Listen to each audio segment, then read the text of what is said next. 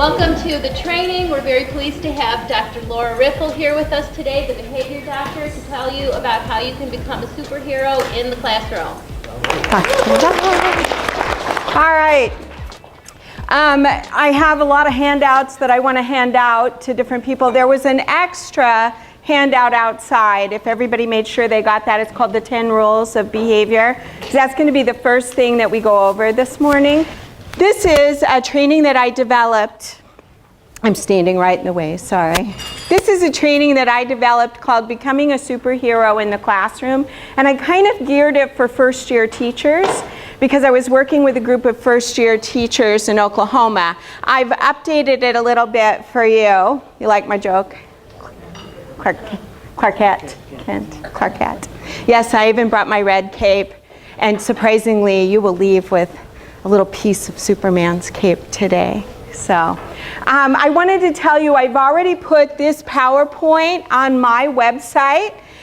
behaviordoctor.org is my website. How many of you have been there? It changed this year, and I made a whole lot of people unhappy because change is hard. But everything is in one place now. So all downloads, if you go to my website, behaviordoctor.org, and you go to training, because this is a training, and so everything that goes with trainings is in this site, and then scroll down to material download, click material download, and go to PowerPoint, and it says Tinley Park. I always list the name of the city or place that I was at, and so it says Tinley Park. And you can download it now and follow along if you're interested, or if you liked some of the slides and you want to take them back and share them with your staff. That's why I put my things out, because why should you have to go recreate something if it's got something in it that you can use? So I put all my books and all the handouts, and everyone has a printed copy of the book. I don't give you the PowerPoint because it's mainly pictures. So the book says everything I'm saying.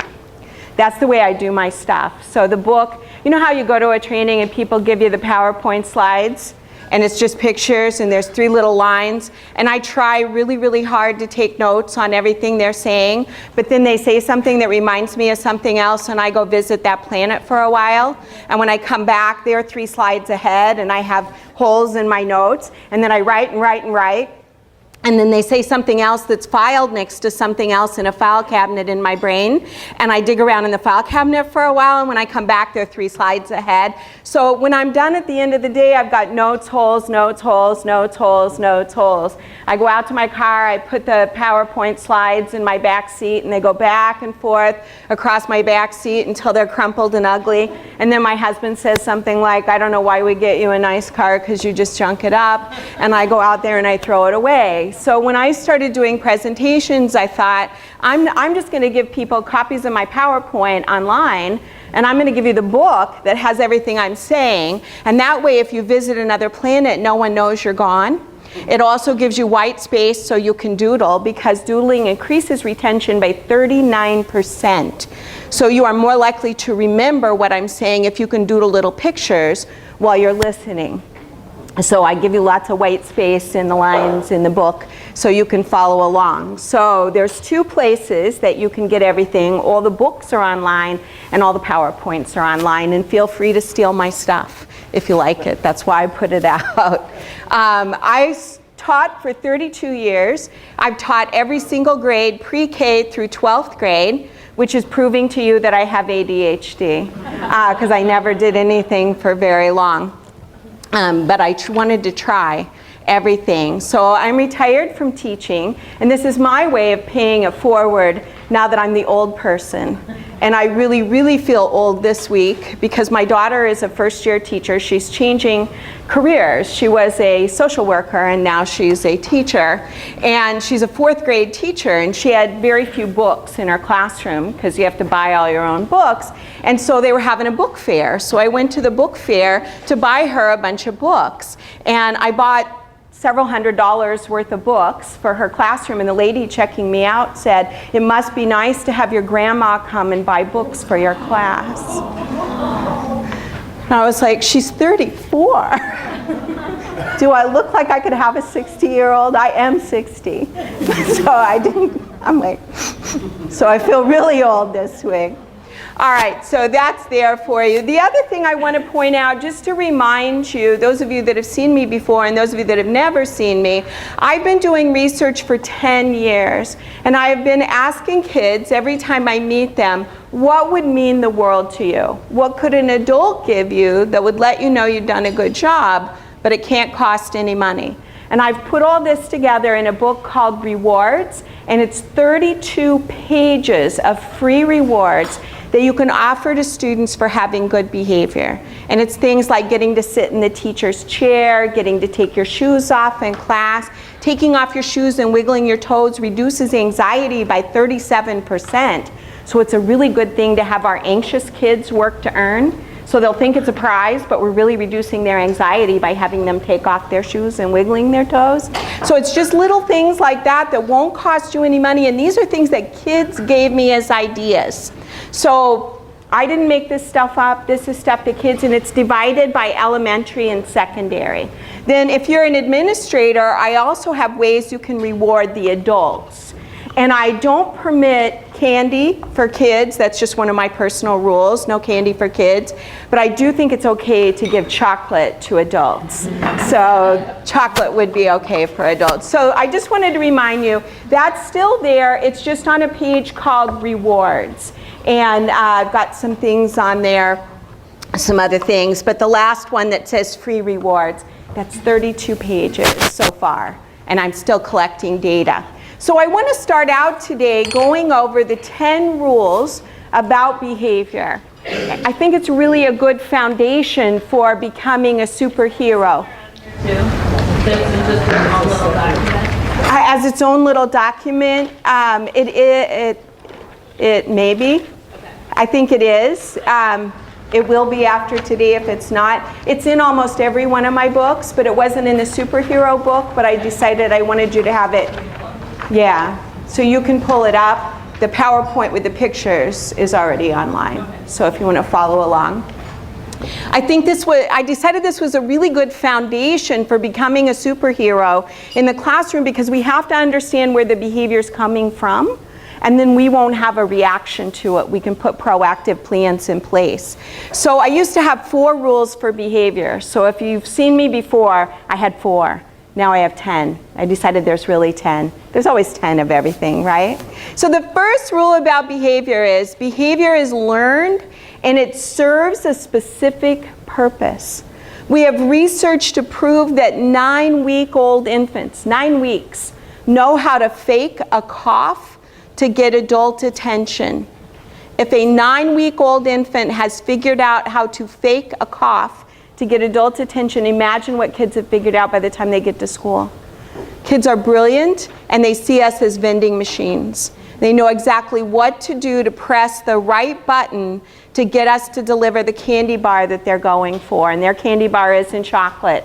It's attention, it's escape, it's access, it's escape from lots of different things, access to lots of different things. So kids figure us out. So that's the first thing to remember. Sometimes our job as educators is to help a child unlearn what someone else previously taught them. So that's a tough thing to do. I ran a clinic in Georgia for 5 years, and we brought in the most severe kids to the day clinic. I had 5 full-time behavior therapists who went out and covered the whole state of Georgia, and then I brought the most severe kids into the day clinic. We had a little boy that had autism, intellectual disabilities, bipolar, never been taught any way to communicate, tantrumed for 4 hours a day, jumping up and down like this, screaming, would eventually, after about 4 hours, go horizontal with his mouth open, and whatever was in front of him, he bit. And every woman had been bit right here. So they would see him cross their arms and back away. So the school, every time this happened, called mom and said, come get your kid. Well, you can't be a single mom, sole support for your family, and get called every day to come get your kid without losing your job. So mom lost her job, lost her job, lost her job, and finally she'd had it. She was driving him up to Emory Autism Center up I-75. And if you've ever driven in Atlanta, Georgia, It's 9 lanes of traffic going north, 9 lanes going south. It's semi after semi after semi. Everybody's going 80 miles an hour. She's in the second lane in, and he gets loose from his special seatbelt. He starts attacking her. He kicks the van door, and her old rusty van is so beat up and dilapidated that when he hits the van door, it breaks loose at the bottom, and it's flopping. The thing holding it is that thing that slides back and forth. She had to pull over to the side of the road, press the lock button, pray that today was not the day he figured out pinch or grasp, jumped out of the van, ran around, locked the door, had the remote in one hand, had her phone in the other, called 911, used her rear end to hold the door shut, because if he gets loose, he's going to be a flat pancake. And so she calls 911, the police get there, and they're scared, because if they open up the door and they can't catch him, he's running out in traffic. So they call the EMTs, and the EMTs dart him like an animal and put him out and transport him to the hospital. And Mom was ready to institutionalize him for her safety and his, basically, and everybody else driving down the road. And I said, please give us a chance. I had 1 week to get ready. I hired a para and a teacher. I had a deal with all the school districts. I'll take your kid for free if you'll hire the teacher and the para, and I'll train them. And so people were willing to do that. I hired a teacher and a para. I had 1 week to get ready. We went shopping. We bought Madonna bras because we knew. Imagine writing in a grant while you're paying for bras for people, and all the phone calls that ensued after that. Umpire vests. We wore shin guards on our arms, shin guards on our legs. We wore Spanx because you cannot break the skin. If you're wearing Spanx, they can scratch you, they can bite you, it won't break the skin. And so it's a really good protection if you've got a bite or a scratcher. It's a good thing, and Spanx makes tops and bottoms, and guys, they even make them for guys, so you can wear them as well. Don't buy the smaller size thinking it will hold you in, because it's very uncomfortable. Just gonna tell you. And then I bought him scrubs, so we look like the Michelin men walking around. I said, I don't know how long this is gonna take, but it could take some time. When we get to another rule, I'll tell you how long it took. So I'll leave you on a cliffhanger right now. All right, rule number 2. Behavior is related to the context within which it occurs. And this is the one that gets us into trouble when we have parent-teacher conferences. How many of you have sat down across the table from a parent describing a behavior that you would like to target for change, and that behavior, the parents look incredulous, and they're like, they don't do that at home? How many of you have heard that? How many of you thought the parents were lying? Be honest, they aren't here. Yeah, guess what? They might not have been. How many of you at home make your personal children and your significant others raise their hand and ask permission to speak? I know you'd like to sometimes, but you don't. How many of you at home make your personal children and your significant others raise their hand and ask permission to use the restroom? Ask permission to move about the room? We don't do it. How many of you at home for 7 hours a day sit on a hard wood or plastic chair? We don't do it. How many of you at home have fluorescent lights everywhere you go? These are things that we know exacerbate behavior. And yet, it's what we have in every school in America. Fluorescent lights overhead everywhere, which especially for some of our kids who are deaf and hard of hearing, what a lot of people don't know is those fluorescent lights are called 100 hertz, HZ. That means they flicker 100 times per second. 100 times per second. It's imperceptible to some people, but for some of our kids, for some of us, we see that flicker, and it does interfere with our learning. It does make letters jump around on the page. So there's something to think about. So here's what I want you to not get in trouble with parents anymore, because we can't do anything. I actually do have a solution for you for the lights. It costs a little money, but I know a way to get them free. So I'll tell you that in a little bit. Here's what I want you to say to parents. When you have a behavior that you'd like to target for change, first, sandwich it. Good behavior, something that they're doing good, always start with the good. And then say, I know they probably don't do this at home. Now, if you say your child's having XYZ behavior, the brick wall's coming up. You're about to say something about this precious child that I love and I don't want to hear it. And so to keep that brick wall down, say, I know they probably don't do this at home, but under the conditions that we have at school, the context of being in school and having all these rules, these are some behaviors we're starting to see. And we don't want them to become an issue. So don't tell them it's already a problem. Just say, we don't want it to become an issue. Here's how you can help.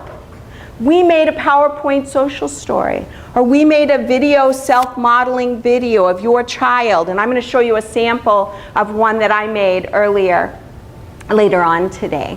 And I even closed captioned it, so I'm pretty proud of how it turned out. I've hired actors to make what I want that I can't find on the internet, and so I have a little girl who did that for me. And then ask them to show that in the morning before the child comes to school and remind them. Let's say you've got a kid who has trouble respecting other people's personal space. You know how you have a kid that's always, they come up to talk to you and they're like this, and you're like, excuse me. So you want to teach them about personal hula hoops and how we all have a personal hula hoop. So make a video self-modeling of that child looking at a hula hoop around themselves. You'll do this in private, and maybe have yourself stand in one of the other hula hoops to show the distance that would be good, and then show that film to them every morning. And this little film clip is going to take less than 3 minutes. Show that little film clip in the morning to remind them, respect other people's personal hula hoops. When they get home at night, not right away, not right before dinner or something like that, but before they go to bed, show the movie again and say, how'd you do today, remembering to respect other people's personal hula hoops. And in no time at all, your child won't have issues with this. So it'll be super cinchy and we can work together. And then before the parent leaves, show them one more good thing about their kid. Show them some artwork on the wall or something like that, so that you've sandwiched this issue in between, and I promise you, this will go away. You'll stop having issues if you can talk to the parents like that. And understanding the context is really what's causing this behavior. The third rule about behavior is a rule of thumb. For every year that a behavior's been in place, we need to consider 1 month of consistent, appropriate intervention for us to see a change. So now we're going to come back to little Joshie, the little boy who was jumping up and down 4 hours a day, and he had been doing that for 8 years. Since he was 3 years old. He was now 11. So I could have possibly had 8 months of screaming. And I told my staff, I do not know how long it's going to take. Now, I had very special, wonderful circumstances. I had a padded room so that he could not hurt himself. He couldn't throw himself into a radiator, anything like that. I had a bean bag. I had an observation window. We could bring in one interesting item at a time to try and entice him to engage with us. And I also had a whole wing of a building, and we weren't interrupting anybody's learning. So I said, he's going to scream for 4 hours, and we're going to think we're not teaching him anything.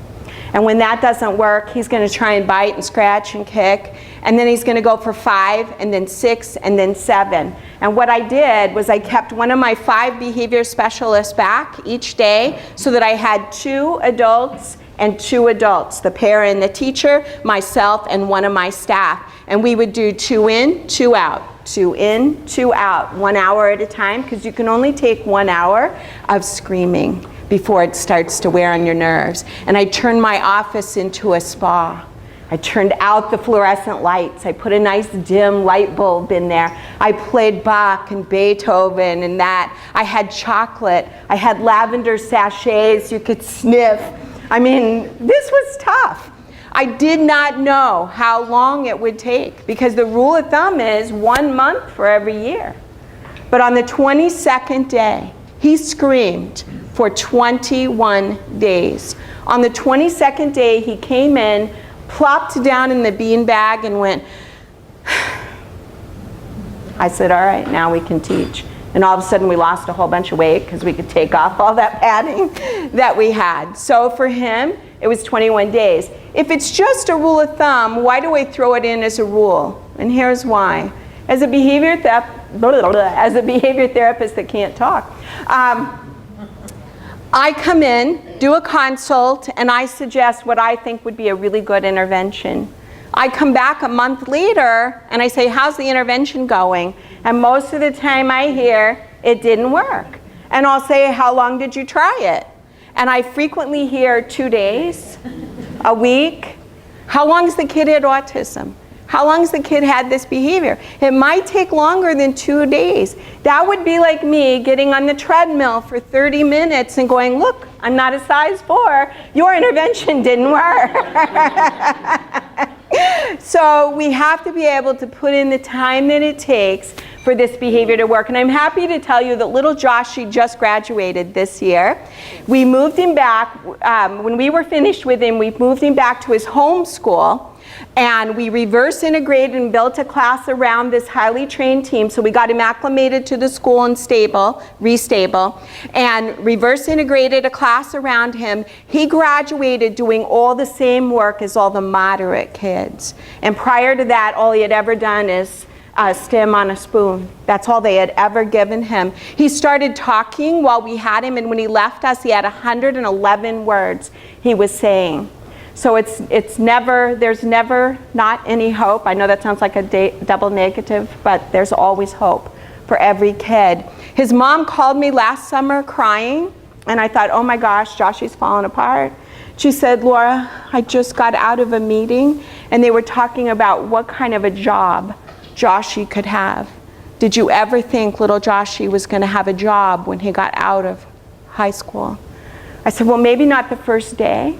But after a couple days, I was pretty sure. So this is the third rule about behavior. I would like for you to turn to your neighbor now. You need a little break. Turn to your neighbor. You've got them in front of you, so it's not like a test. I would like for you to take a turn teaching each other what the first 3 rules are, and you can discuss them. You don't have to just do the rules, but it should be a surprise. It shouldn't be too much of a surprise, these first 3 rules.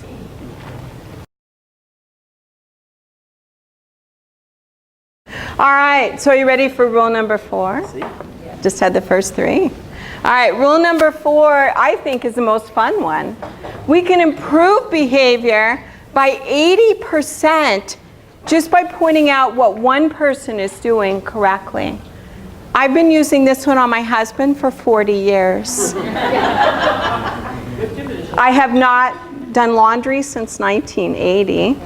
Once I figured out it worked for one thing, he started doing breakfast 40 years ago. So he makes my breakfast or finds my breakfast every single morning that we're together. So I really missed him this morning because he's not with me. I had to forage on my own. And he follows whatever diet I'm on. So he knows, oh, well, this is 3 points on Weight Watchers, or he'll look that stuff up for me.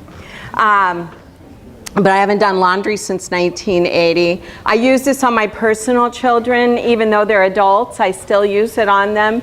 Now, my youngest son, he was born with 167 IQ, so he says, your stuff doesn't work on me. I've got you figured out. So I have a little trouble with him. I have to be a little more sneaky with his. But I also use this on the adults that I work with. I teach a class. It's a 6-month class called Building Behavioral Expertise in Your School. And 3 people from each school come and learn how to do functional behavior assessments. And they conduct each person does 5 different functional behavior assessments on the kids in their school, and then they're able to go back and teach their whole school how to do functional behavior assessments.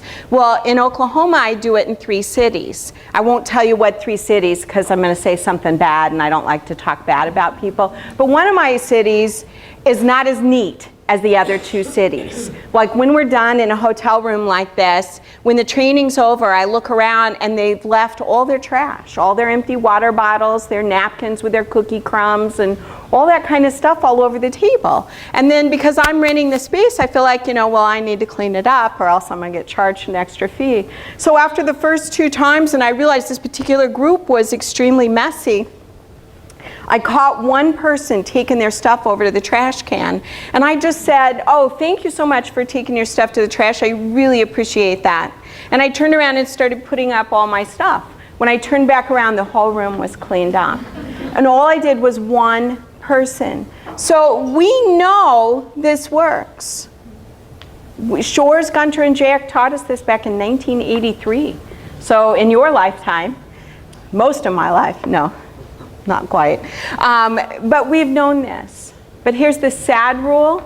We know this, but we only use it less than 10% of the time.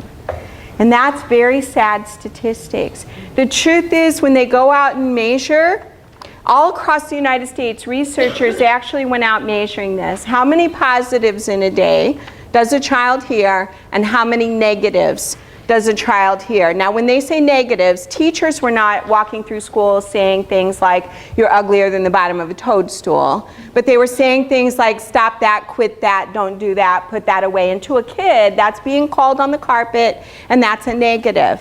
So in 1 hour, how many negatives do you think a typical child hears in the United States?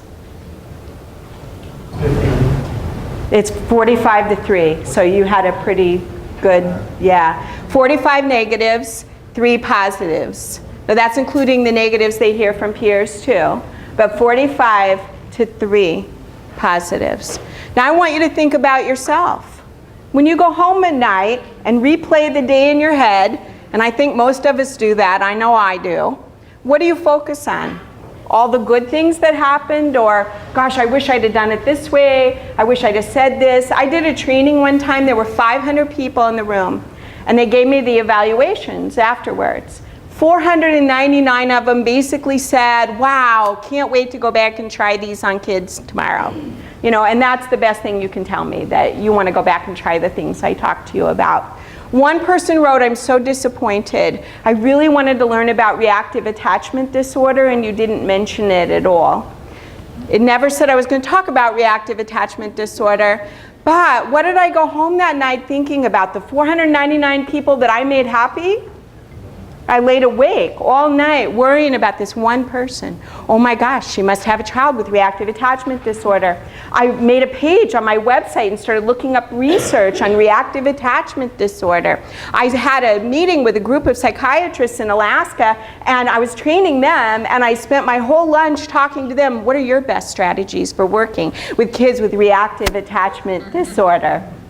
And it was the whole thing, and it was just like all of this, and that was like, I don't know how many years ago, but I'm still talking about it. So what do you think happens to the kids? So here's part of this rule. I want you to leave today with a new plan for how you're going to be more positive. And you can do this at school, but you also can do this at home. So it helps in both arenas. So it helps with the people that you work with. So one of the things that you can do is take your lanyard and put 30 beads on it, or 40 beads, however many you want. So, your name lanyard, and move all the beads to the left. I always move from left to right. My mnemonic is, I'm doing the right thing for kids. When you get old, you forget which direction you were going, so you have to have some kind of a mnemonic. And since I'm old enough to be my daughter's grandmother, evidently, I really need some mnemonics. So every time you compliment a kid, you would just slide a bead to the right. Now this isn't something that you turn into the principal, to get graded. This is what gets measured gets done. You personally write it down. Today I had 17 on the right. Tomorrow I'm going to shoot for 18. And trust me, we think we're way more positive than we actually are. And it's not that we're negative people, it's just we get so busy worrying about the curriculum that we're teaching, we forget to throw those positive little behavior-specific praises. So I'm going to pass this around so that everybody can look at this. So there's one idea. Another idea you learned how to do this in camp. This is a little weaving thing. Somebody pushed all the beads down at the last training and I forgot to pull them down. It's a special way, and I'm going to pass it around so you can look at it. This is like 1 penny shoestring and some pony beads. So actually your whole staff for like less than $10 could make one of these for everybody in the school. It's got 30 beads on it. Every time you compliment a kid, you can carry this in your pocket. You could hook it on your lanyard. Every time you compliment a kid, you just pull a bead down. And if the kids ask you what you're doing, you can say, I'm praying for you. Kind of looks like it. So I'll pass this around. I'm going to give you a whole bunch of ideas here. So this one will be coming from this way. Let you look at that one. This is my old Weight Watchers bracelet. I've shared this before. In Weight Watchers, you get so many points a day. And so I would start with the silver bead, and when I got to the red bead, I had to go to bed because I'd eaten all the points I could eat for the day. So some days I went to bed at 1 o'clock in the afternoon. So every time you compliment a student, you move the charm forward 1 bead.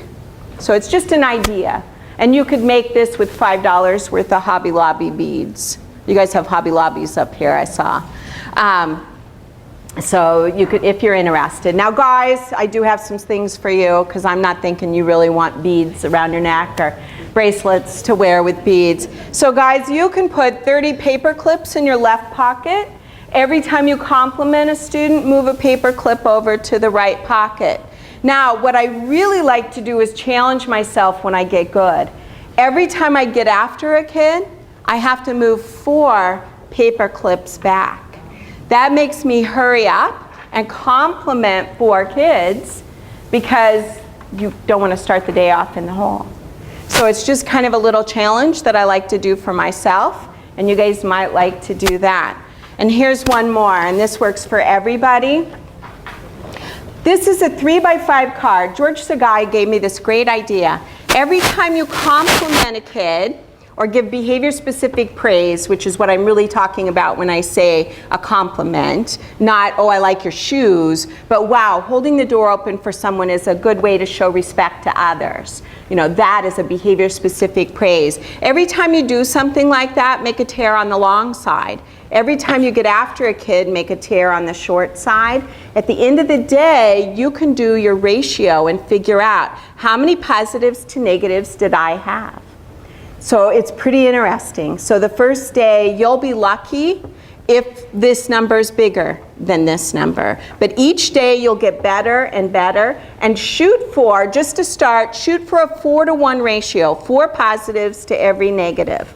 That's why I move 4 paper clips back. My real goal would be to get to 8 positives for every negative, because we really can shape behavior by labeling the positive. We just have to change how we talk and be proactive and catch the kids before they have a chance to have that inappropriate behavior. So if we catch one kid doing something that we like, what I love to do is walk through a school that's a PBIS school, and I carry gotchas. I always stop in the office and say, can I have some generic gotchas that I can carry with me? I catch a kid picking up trash, and I'll say, oh my gosh, come here. I would like to give you a gotcha. I saw you pick up some trash, and that's respecting the environment, and that's one of your school expectations. And I'll write out a gotcha and give it to them. And of course, there's tons of kids around in the hallway that hear that. Every time a kid sees me for the whole rest of the day, they're like looking for trash everywhere. So you really can have fun messing with kids, which is what I'd like to call my training, but social services would show up. Now, I do parent trainings, and I give parents, what I like to do, and you guys might like to do this, what I like to do is meet with the parents, and then 1 month later, meet with them again and give them some behavior strategies to try at home, because it really helps you at school. And I've got some parent trainings on my website you can download and use. But I love to give my parents 30 3x5 cards. And I ask them to do this at home with their personal kids. Every time you compliment your kids, and I teach them what behavior-specific praise is, make a tear on the long side. Every time you get after your kids, make a tear on the short side, and then just kind of write down what you noticed and bring it back next month. And the parents come back in, just chatter, chatter, chatter, so excited. They said, every time I remembered to compliment my kids for good behavior, I had a beautiful day with my kids. The few days that I forgot, my kids had horrendous behavior. And you know, they do their own incidental research by finding out that they can modify their kids' behavior by doing this. One other thing that you can do is, oh, I took it out because it got stolen. I had 2 vibrating watches. You can set a vibrating watch. It got stolen last week, so I did pull it out. You set them and they vibrate. They make no noise. You can set them for 13 minutes, 5 minutes, 17 minutes, whatever you want. It will vibrate for 2 seconds and then automatically reset for whatever time you put it in. And you can just wear that, and so you're teaching and you feel that vibrate. You wouldn't do it like this. And the square root of 16 is, oh, I love the way your eyes are on me. That shows me that you're really paying attention. But when you feel it vibrate, you know the next possible chance that you get, you would throw out a compliment. So that's one more idea if you're a high-techy person and you like that. There are all kinds of vibrating watches. I'm going to tell you, do not go on Google and type in vibrating plus watch. Wasn't thinking.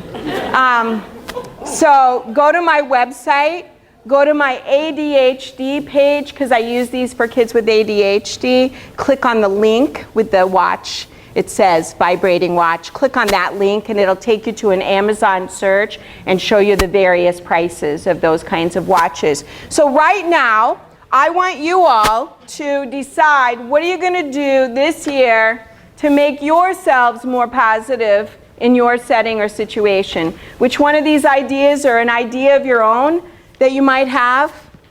I give a presentation on praise or encouragement or reinforcement or whatever you want. Oh, to your kids? To the parapros. Yeah. But can you? And for the Just so teachers also. So just remember that praise is not good job, turn the page. Good job. Yeah, we're actually going to talk about that. Because that's what they think they're doing, praising all day long, but good job is the same voice as a command. Yeah. And it's always good job. We're actually going to talk about, are you a Walter or a Bill? Yeah. And yeah, it's coming up. So we're going to talk about it. So, but no, don't tell her good job. Good point. Thank you for bringing forward that point. It is, yes. So right now, I don't care if you talk to your neighbors about it, but I want everyone to leave here on the front of your book with a plan. What are you going to do? You've got to have a plan. What are you going to do to be more positive this year? We all think we are, but even when I know I'm being counted, and I have somebody sit in the back of the room and count me, I'm not nearly as positive as I think I am in my brain. Anybody come up with a new one, a new idea? Something you want to share with the whole group? What are you going to do? He put you on the spot. No, I really liked the beaded necklace. I really like that theme. It's always there. You'll see it. It's a good reminder. And that thing, obviously people like that idea because I've had to remake that 4 times. It's gotten stolen. So I always know it's a good thing when it gets stolen out of my stuff. I think people don't realize. I stole a hymnal once. I did take it back. But you know how you hold something for a while and you think it's part of you? And I did get home with a hymnal once and I was like, oh gosh, everybody saw me walking out thinking I was stealing it. All right.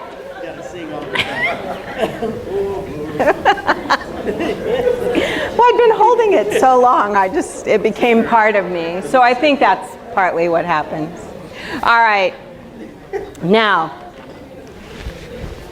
this one is 2-part.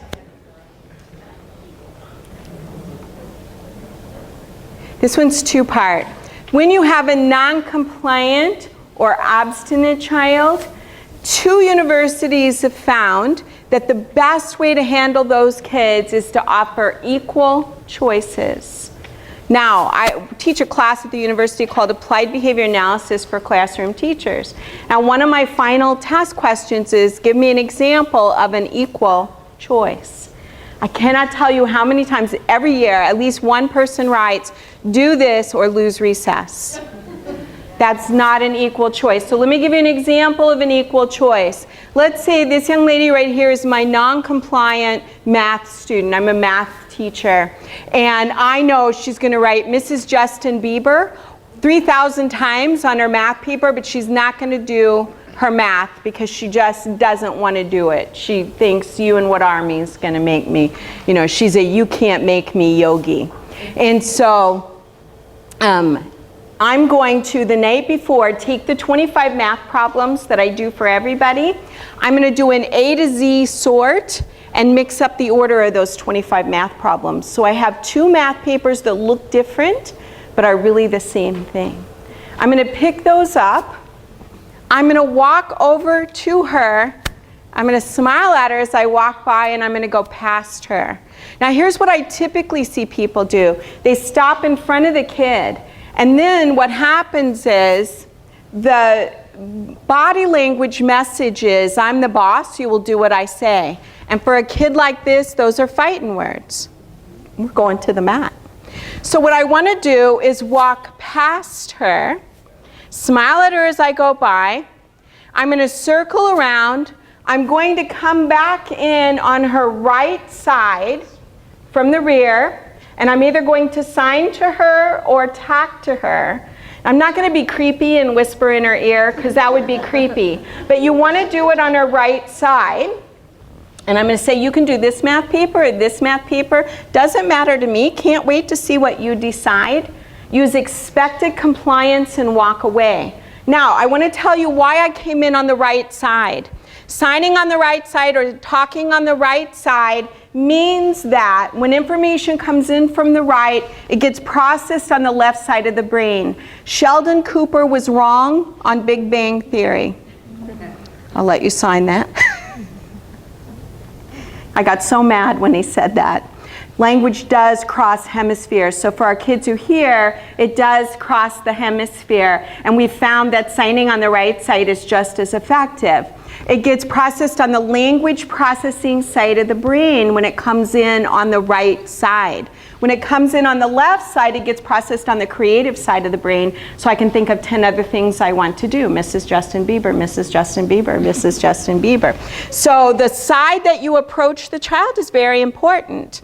My daughter last year was working with a little girl who was struggling with reading. And she found that when she sat on her right side to tutor her, the little girl got it right away. And when she sat on her left, the little girl didn't get it. And she would have to go over it again. And she said, Mom, it mattered where I sat. So instead of sitting across from her when I sat on her right, she picked up everything I was teaching her when I sat on her left. And I said, thank you for doing that incidental research for me, because that's pretty cool. That research about the right side was done in 3 different countries. It started out as a bar trick, and I won't tell you what they were trying to get, but they found that if they asked on somebody's right side, the answer was yes, and if they asked on somebody's left side, the answer was no. It wasn't as bad as you would think, but then people decided maybe that worked with children and started trying it. And so for those non-compliant kids, the information coming in on the right side offering equal choices. So you can do this math paper or this math paper. Would that help with kids who have ADHD to attend? I mean, if you do either ear, are they more likely to attend on the... There's not been research on that, but it makes sense to me that, and I know for me, I tend to turn my right ear if I'm really, I mean, I've caught myself, like really turning my, if I'm having a hard time understanding what the speaker is saying, and the reason I'm telling you why it matters to me, I have adult ADHD. Well, I've had it since I was a kid, but I have ADHD. So, and I'm non-medicated. So, and you've sure figured that out by now, because you've been watching me. So it's just great information, and I promise you, every single thing you do can be turned into a choice. Do you want to sit in this chair or this chair? Do you want to write with the red pencil or the left pencil? Now that 6-month class that I teach, so I get to know these people really well. And when I brought this up, I had a principal in Wyoming say to me, I got a kid that won't work on. I love it when somebody says that, especially if I know I'm going to see him again, because I always bet him a steak dinner. I will bet you a steak dinner it will work on that kid. And that's how I get people to do research for me. I said, tell me about your kid. And he said, well, he's 5 years old. He has autism. Every single day, drops down on the floor, out in the hallway, yelling, kicking, screaming, arms flailing, feet flying. He sent 2 people to the hospital. He said, I always have to go down and I end up having to transport him down to the office. And that's how people get hurt, because this kid's disrupting the whole school. I said, here's what I want you to do. The next time he drops down, which will probably be tomorrow, I want you to take Mrs. Navarro, your counselor. I want you to walk down there with Mrs. Navarro. I want you to wait until he's fairly calm, so that you can say something, not in the middle of a scream. Don't get up close to him because you're going to get hit, but speak from his right side and say, do you want to walk down to the office with me, or do you want to walk down to the office with Mrs. Navarro? He goes, it won't work. I said, will you try it? He said, yes, I'll try it. It took 3 days for him to finally email me and admit that it worked. He said, where do you want your steak dinner? He said, I couldn't believe it. I walked down there, the kid was yelling, kicking, screaming. He said, I waited till he stopped to take a breath. And I said, in just a sing-songy voice, do you want to walk down to the office with me? Or do you want to walk down to the office with Mrs. Navarro? He said, the kid sucked in air, stood up, took my hand, and we walked down to the office together. I said, well, I don't really want your steak dinner, but thank you. Now I would like for you to write up a paper about how this worked so that I can put it on my website. And so he did. But it really does work. Also, just to help you remember this, here's a mnemonic. When your significant other is driving, you have their right ear. It is the perfect time. All right. Rule number 7. All behavior falls into 2 categories. Kids are either trying to get something or they're trying to get out of something. And there's a host of things they're trying to get and a host of things they're trying to get out of. I like to do some sneaky research. I ask a principal if I can sit in their staff lounge, and I always go somewhere where people don't know me and don't know why I might be in their school. So they assume I'm a sub. And I always ask to volunteer to grade some papers. So I'll just say, I don't know these kids from Adams, so I could grade some spelling tests or something. So usually they'll give me something to do, cut out bulletin board letters, I'll do something. And what I'm really doing is I'm sitting in the staff lounge waiting to listen to hear what people are complaining about. Because that's what I really want to hear. When no one is, being asked on the spot, what do you really complain about? And people come in and complain about behavior. That's the biggest thing that people come in and complain about. And it's always a boy or a girl, a student in their class. And I hear 2 things. Either they're doing it to get attention, or they're doing it to get out of work. And that's all I ever hear, those 2 things. And the truth is, there's way more than just those 2 things that kids are having behavior for.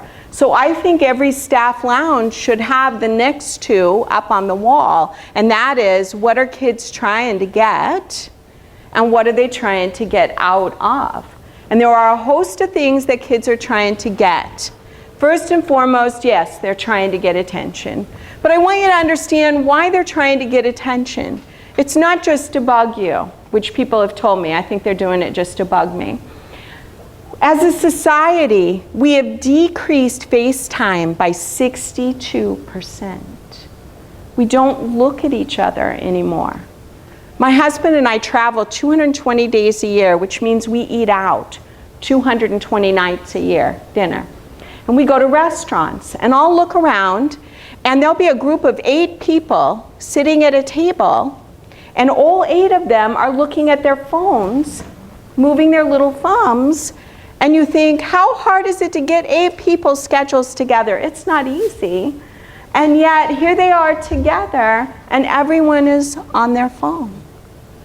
Now, I think it's important, and I love that you were talking about that family night, you know, sit down at the dinner table. Kids don't sit at the dinner table anymore with their families and have conversations. When I was a kid, I didn't need to stand up in class and say, F you, you F and B. I'll let you sign that. Because I got lots of eyeball attention from my parents and from my brothers and my sisters and my friends. Because when we played, we actually looked at each other. And I got that eye connection. But kids now, when they play, where do they play? Looking at a screen. And even if they have a friend over, they're sitting side by side looking at that screen, and so they get no eyeballs. So kids figure out if they fly the flying fickled finger of fate. I'm just messing with her. I don't want to do it, but we all know that one. If they do that, or if they say F you, you F and B, and if you don't know what that means, you haven't been teaching long enough. You're not a full-fledged educator until you've been called that. And that works for males or females, because there's other words. What happens? What do you get if you say those things or do those things in class? What do you get? Everybody's eyeballs. Kids are desperate. I go up to the mall. I know you guys think I'm the weirdest person in the world, but I go up to the mall and do research. At least that's what I tell my husband I'm doing. Unfortunately, that is what I'm doing. But I hang out on one end of the mall, and I watch for a mom to go by with I'm looking for a 9-month-old. And I'm actually going to stalk this person. And what I do is, I know, it's crazy, but it's interesting. And I want you guys to try it the next time you're at the mall. I'm serious. You will think this is interesting too. I find a 9-month-old baby. I make eye contact with that 9-month-old baby and smile real big at it. And then I follow the mom everywhere until she figures out, gosh, that lady's really been everywhere I've been. This is kind of weird. But that baby, they might look away for a minute, but they always come back to me, trying to find that eyeball and smiling face connection. I mean, I hate that strollers face out. So a 9-month-old baby is already so desperate for eyeball contact that they're seeking it from strangers. So it's one of the reasons that kids have behavior in our classrooms. They want somebody paying attention to them, looking at them. Now, I'm going to teach you something in a little bit called TUMS, which I shared last year. So when I get there, be ready to tell me if you've tried it or not from last year, those of you that were here. If you will greet the students at the door before they get into your classroom, they will be less likely to take it on the back side if you give them eyeballs on the front side. So attention is the first thing they want to get. The second thing they want to get is access to materials. So it's the function behind stealing, but it's also the function behind you let a kid have 15 minutes on the computer. Now it's time to stop the computer and go do the non-preferred activity. And the kid chucks a wobbly, throws a hissy, throws a tantrum, whatever you call it, has one of those, because they want access to the preferred item, not the non-preferred item. And the third thing that kids have behavior on the to get side for is access to sensory input. And I'm guessing I have a couple of occupational therapists in here. Are there any? None? Usually there's one. Okay, what kids want is proprioceptive input. That side-to-side movement. Remember I told you no one said sitting on hardwood or plastic chairs was good for kids, but it's what we have in America? The truth is, especially our little boys, we're not built physically to sit on a hard surface. Us little girls, we have a pocket of fat between our tailbone. Our tailbone is up higher because we might give birth someday. So when we're born, our tailbone is up higher, and we have a pocket of fat between our tailbone and where we're asked to sit on that chair. We also have a lower center of gravity.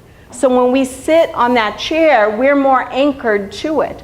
Little boys have a higher center of gravity. Their center of gravity is up in their chest, and their tailbone comes all the way down, and there's no pocket of fat between their tailbone and that hardwood or plastic chair.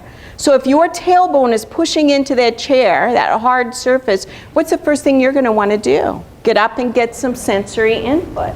So we've got to build that into what we do in our classrooms. Make it so that the kids have to get up and move, and they'll be less likely to take it on the backside, which means interrupt the class. So we've got to build it in. So I've had, especially the most sensitive kids who need it the most, I don't have them keep anything in their desk. I get them a lid of a paper Xerox box, and I have them put all their supplies in that, and I put it over on the shelf, and I tell them, you're special, you won my special spot. You don't have to put your stuff in your desk. You get to have your stuff over here, and you can come over here. It's like you're my secretary, and if I need anything, I'll ask you to get it for me, and you get to have this special spot. And so the kid thinks, wow, I really have this special job in the class, and I get to keep my stuff over here, and I'll send that kid to get me things. Oh, my purple marker's dry. Will you run over to Mrs. Jones' class and get me a purple marker? Now, how do you do that so that that kid doesn't look special? You don't want to single that kid out. So you say, boys and girls, I have a special spot over here where someone can keep their materials and supplies, and that person will be my secretary. And that means if I need something, you will go get me what I need. And that's why your supplies are over here, because you might be up a lot and I don't want you to have to dig around in your desk. So you have all your kids' names, and even if you're secondary, every hour you should have all your kids' names on popsicle sticks. And you can just spray paint them a color for every hour so you know which hour popsicle sticks you have. Inside your little cup, you have a handy dandy toilet paper tube. These are free at school.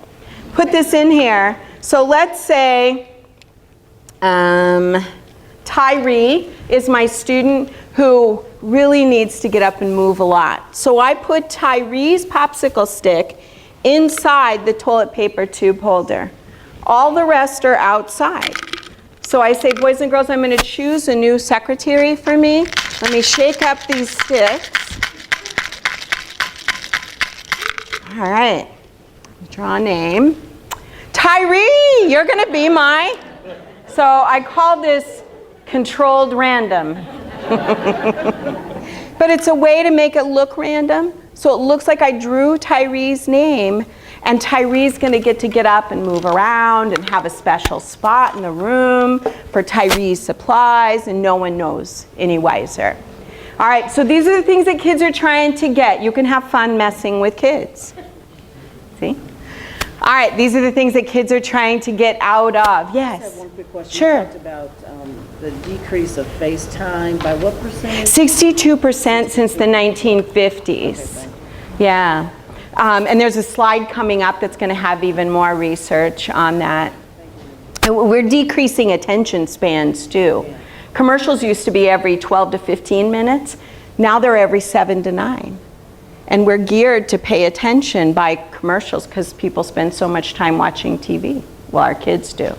So look at how it's decreased attention spans just in the amount of commercials, because kids are used to getting a break every 7 to 9 minutes. And we're not used to giving one every 7 to 9 minutes. But they're geared that way. So any other questions about what they're trying to get? Now, what are they trying to get out of?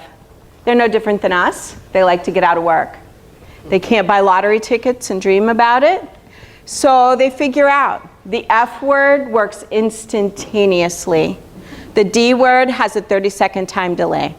You know, so kids figure out what gets you sent out of class, what gets you out of work. And I'm going to tell you a little secret.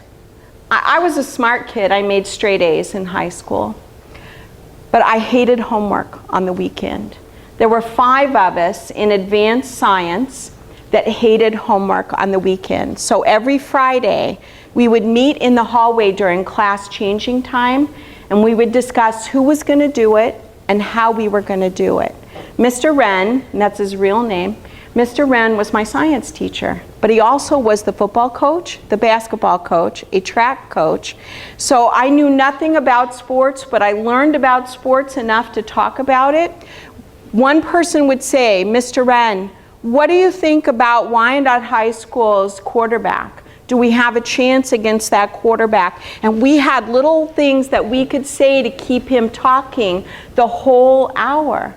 Now, we were the smart kids, the good kids. Imagine what the other kids figure out to do to keep teachers off track. Now, at the end of the year, I imagine we were like 18 days behind everybody else because we managed to keep him off track a lot of the time, where we ended up with no homework and no science lesson on Friday because we could keep him talking the whole hour.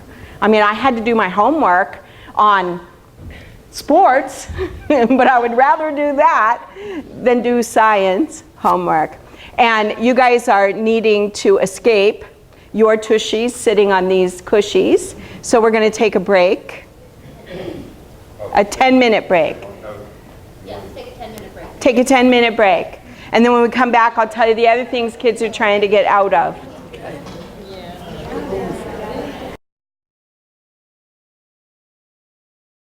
To them, it's a very important thought that they want to get out.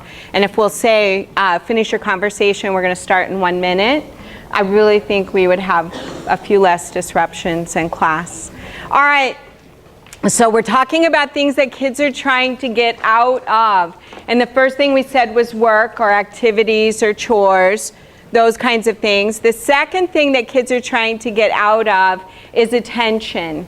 Now, attention from adults is usually because the adults are about to ask them to do some work or tasks or chores. So they will hide from us or try to avoid eye contact or things like that. But if a student is trying to avoid other students, their peers, then there's probably bullying going on. And so I would like to ask, what do you guys have in place at your current situations where you're at? Your different settings, what do you have in place for anti-bullying or bully proofing? What do you guys use? Anybody? Some posters that say don't bully. How's that working for you? I want to tell you a place where you can get a free bully proofing, several places. They actually have a page on my website just devoted to bully proofing and stuff like that. But on pbis.org, I used to run that website from 1998 when it started until 2012 when I retired from that job. On the left-hand side, it says top 5 or top downloads. And this is always in the top downloads, and it's called Bully Proofing Your PBIS School. And there is an elementary version and a secondary version. So make sure you download the right one for your setting. So that's free. It's research-based. It's a really good program. It's stop, walk, and talk. And it's just simple, like stop, drop, and roll. It rolls off the tongue. It teaches you how to work with the victims and how to work with the bullies, which I think is important. I just found out I have a friend that works for the State Department in Virginia, and he told me about, it's called the Ophelia Project, O-P-H-E-L-I-A, Ophelia Project. And right now, everything on their site is free. And they have every grade level, different stuff for bullying, anti-bullying. And there's workbooks for the kids, workbooks for the teachers. Have any of you ever looked at that? It's called the Ophelia Project. And I have a feeling it's somewhat like Rachel's Challenge, something like that. Similar, Rachel was the first girl that was killed at Columbine. And her parents started an anti-bullying training, and it's called Rachel's Challenge, and that's available to schools as well. All the middle schools reading the book Wonder. It's called what? Wonder. Wonder? And it's about a boy who has... Oh, you read the book Wonder. Oh, I know the reading book. the book. You're reading the book. Classrooms are reading it. And That's so awesome. We are too, and then they have for our first quarter is choosing kind is like our theme, and so each grade level has tickets, and so when teachers see them choosing kind, they'll get a ticket, their name gets announced, and then if they fill the whole bulletin board from the first quarter, then they get to dye the principal's hair, like our colors. But then we're also having a speaker come on October 3rd, and it's Mary Kate and Carrie Lynch. Is it? Have you guys, anybody, they're from Illinois, and it's a woman and her daughter is, I think, about 2 or 3 years old now, 3, and she was born with a syndrome, I don't know the name of it, but she has facial hand and foot abnormalities, and so she goes to different schools with her daughter, and she's in the Chicagoland area, and she's coming to our school to talk about choosing kind and being being just respectful and understanding of all people. So very cool. I want to repeat what she just said in case you couldn't hear. They're reading, this, all the middle schools are reading a book called Wonder, W-O-N-D-E-R. It's about a little boy that was born and his face is all out of place. And it's an excellent book. There's one, if you're reading it out loud, his dog dies. I hate to break it to you, but it's hard to read to kids and not cry. So I wanted you to know that before. You'll know it's coming. Whenever something like that happens, you know, I hate crying in front of kids, but sometimes you just do. There's a book called Petey that's very similar, and some things in Petey make you want to cry, but we read that to middle schoolers.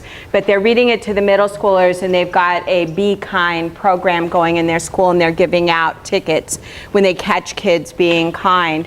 When I was in New Zealand, one of the things that they did for the kids, you know, the lanyard that I showed you that's going somewhere around this room, they made those for all the kids and had the kids practice giving behavior-specific praise to each other. And I thought that was a cool thing that they did, and it didn't cost them very much money to make that. So Wonder is a great book. Petey by Ben Michelson is another book. Petey was born with cerebral palsy, and back in 1929, babies born with cerebral palsy were institutionalized, and so Petey was sent to the institution, and he was supposed to be, you know, like non-intelligent, zero intelligence, they presumed, and Petey showed them how smart he really was, and Petey's a real person. I met Ben Michelson, the author, and he really is the kid in the story, and he adopted Petey as his grandpa. And when deinstitutionalization happens, Petey gets moved to a nursing home, and they split him and his best friend Calvin up. Calvin had Down syndrome, and he and Calvin used to terrorize the institution, going around playing cops and robbers, shooting people in their wheelchairs and stuff. And so this Ben Michelson, who really is the real character, he helps find Calvin and get the two of them together. He helps Petey get a new wheelchair. Well, when I read that to my middle school students, they were so indignant that people could treat someone the way Petey got treated, and you know, and they were like, they became champions for kids with disabilities. So it's another really cool book to read to kids. But reading a book like that, helping the kids identify, that's a really good way to handle bullying. Didn't mean to go off on a long story about that, but when you see kids trying to avoid other kids, it's most likely because of bullying. And it's a little scary to think that all anybody shared is that there's a poster up in the hallway, because I promise you, no matter what age you work with, bullying is happening. I train preschools, and preschools even see bullying at the preschool level. You know, we used to think it was a high school, middle school thing, but it is not. It is definitely happening everywhere. So the third thing that kids are trying to get is escape from pain. And for some of our kids who don't use words to communicate, that is physical pain. And they will have behaviors because they're in physical pain. And anybody that's ever had a teething baby knows all about that. They'll bite you to let you know they're in, your shoulder looked like just the right texture to chomp down on. But for some of us who work with kids with nonverbal, you know, they don't use words to communicate. They certainly communicate, but they don't use words. They'll have behavior when they're sick, and we'll see that. But the one that I really want to talk about that we all deal with is kids have behavior because of emotional pain. And they don't wear shirts that say, the landlord came and told us we hadn't paid our rent for 3 months, and I don't know where I'm going to be sleeping tonight. Or mom and dad had a huge fight last night, and I'm not sure my dad's going to be there when I get home tonight. All we see is we hand the kid a math assignment or a spelling assignment, and the kid wads it up and tells us to stick it where the sun doesn't shine.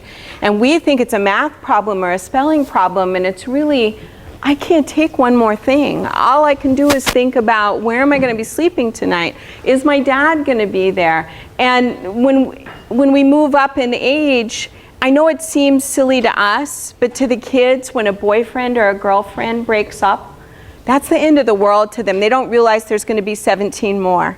And I promise you there'll be 17 more, but you can tell the kid that. But to them, it's the end of the world. And so if you will do the Tums that I'm going to remind you of later on, I promise you the kids will start to tell you that stuff. And if you know that this poor young lady here doesn't know where she's going to be sleeping tonight, you know that. When you are passing out the papers and giving directions, you can kind of stand close to her and maybe give her a nice little pat on the back, you know, just to let her know you're right there for her and you're going to be helping her in just a few minutes. Just if they tell you that as they're coming in the room, and if you'll do Tums and greet them at the door, kids will start to hang back and say, by the way, I need to tell you this, or I've got something I want to tell you. And you'll know that kind of information so you don't get those surprise behaviors. And then the last thing that kids have behavior for is because too much sensory is coming at them and they just can't take it anymore. It's too much. And sensory is huge. And very few of us got any training on it, but I want to tell you a story, and if you've heard me before, you know the story of David. But for the new people, I want you to know David's story, because I think it's so important. And I won't tell the whole long story, but I went from teaching incarcerated high school students to kindergarten, which I'm going to tell you is a huge switch.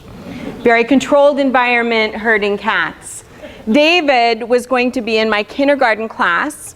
David was 3 years old when he was taken out of his parents' home, his biological parents' home. He was taken away from them because they were involved in a devil worship cult type setting and situation, and David had witnessed ritualistic sex, sacrifice of animals, and other horrible, horrible things, which that's already enough to scar your mind. Now you know what this 3-year-old child had witnessed. He's been in several foster homes. He's been known to stab.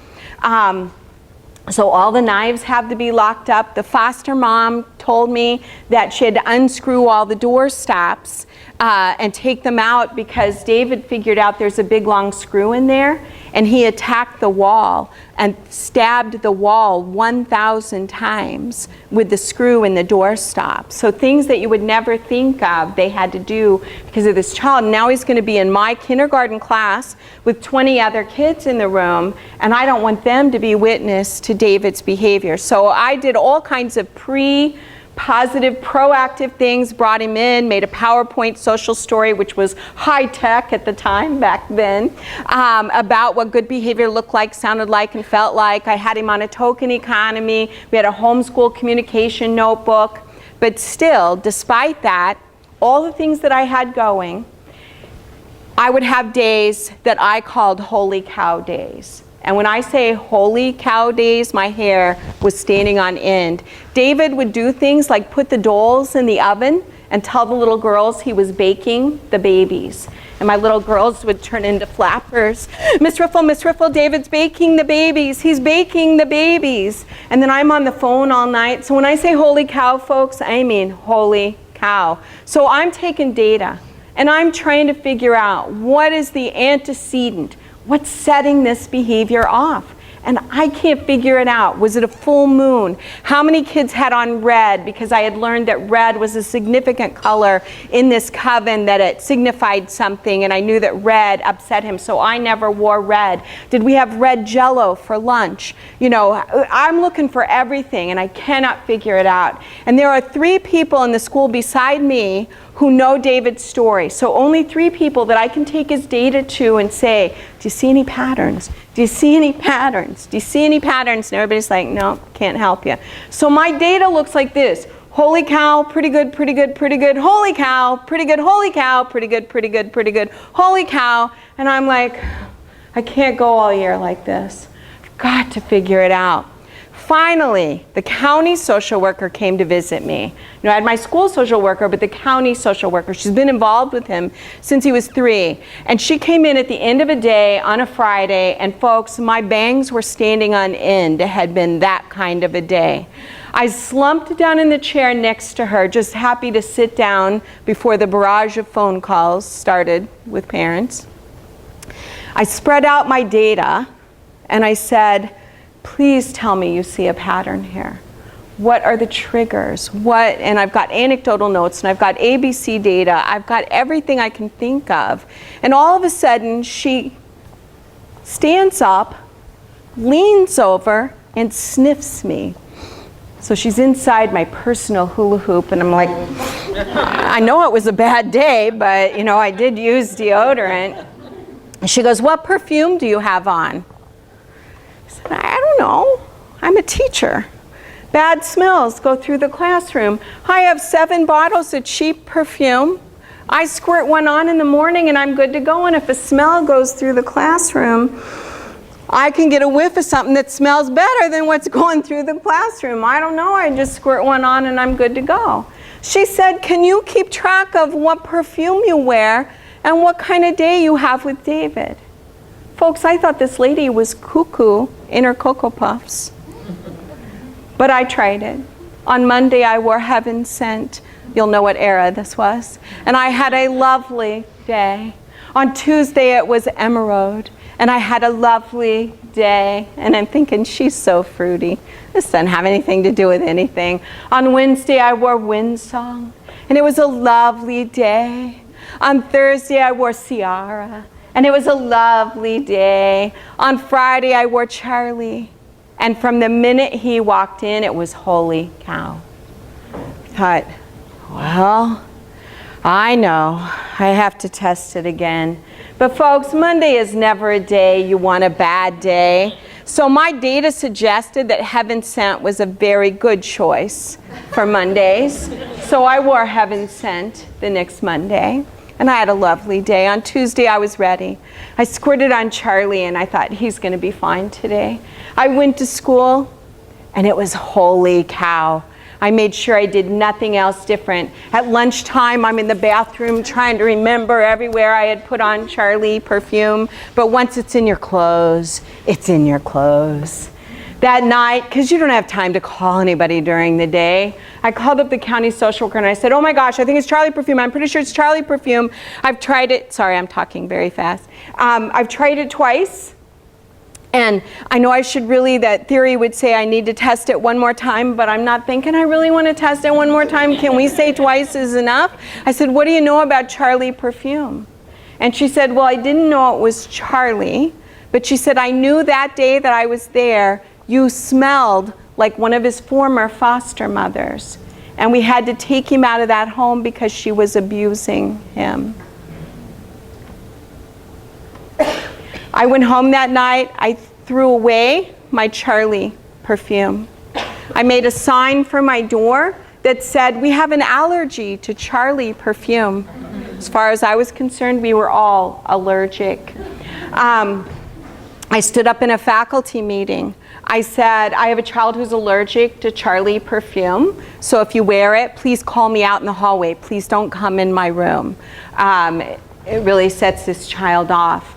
Since then, I don't wear perfume at all because I had a traumatic brain injury several years ago, and smells set off a migraine.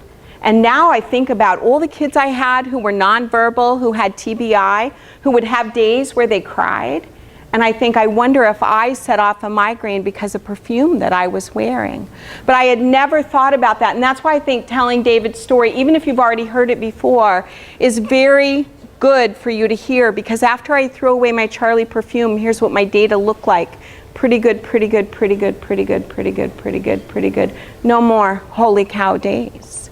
Now see, this happened, the abuse happened long before his language had probably even fully formed. David probably had no idea what it was that was setting him off. But that smell was paired with emotion, and smell is the one sense that is most strongly associated with emotion. How many of you, every time you smell a certain perfume that reminds you of your grandmother, it takes you to a happy place because you have happy memories? But think about the kids that don't have happy memories. So cigarette smoke on clothing, alcohol on someone's breath. Not that anybody comes to school with alcohol on their breath, but you know, that kind of stuff can set kids off. So I think it's a really important story to tell because it's one that very few of us think about.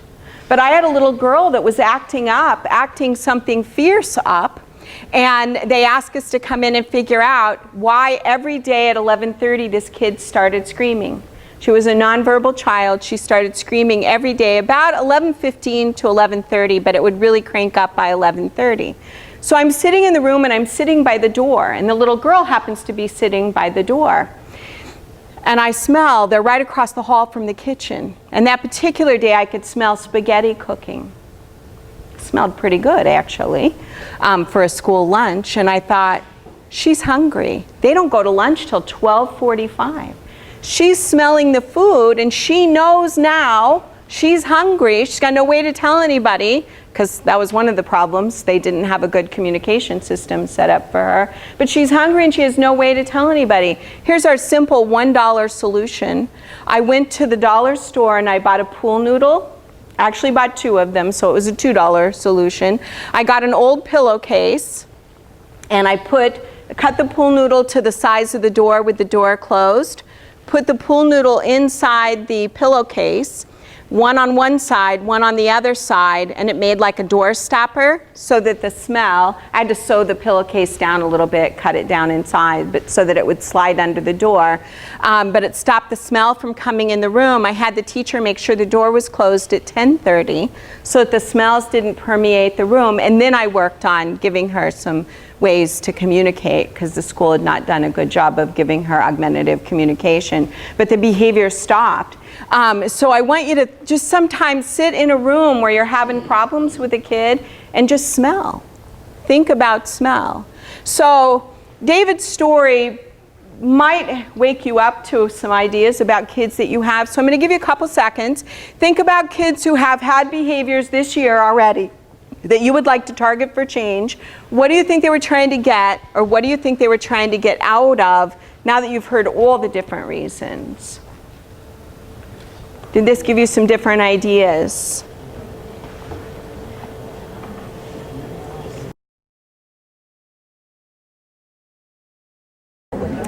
Did this open up any options for you to think about kids that you work with?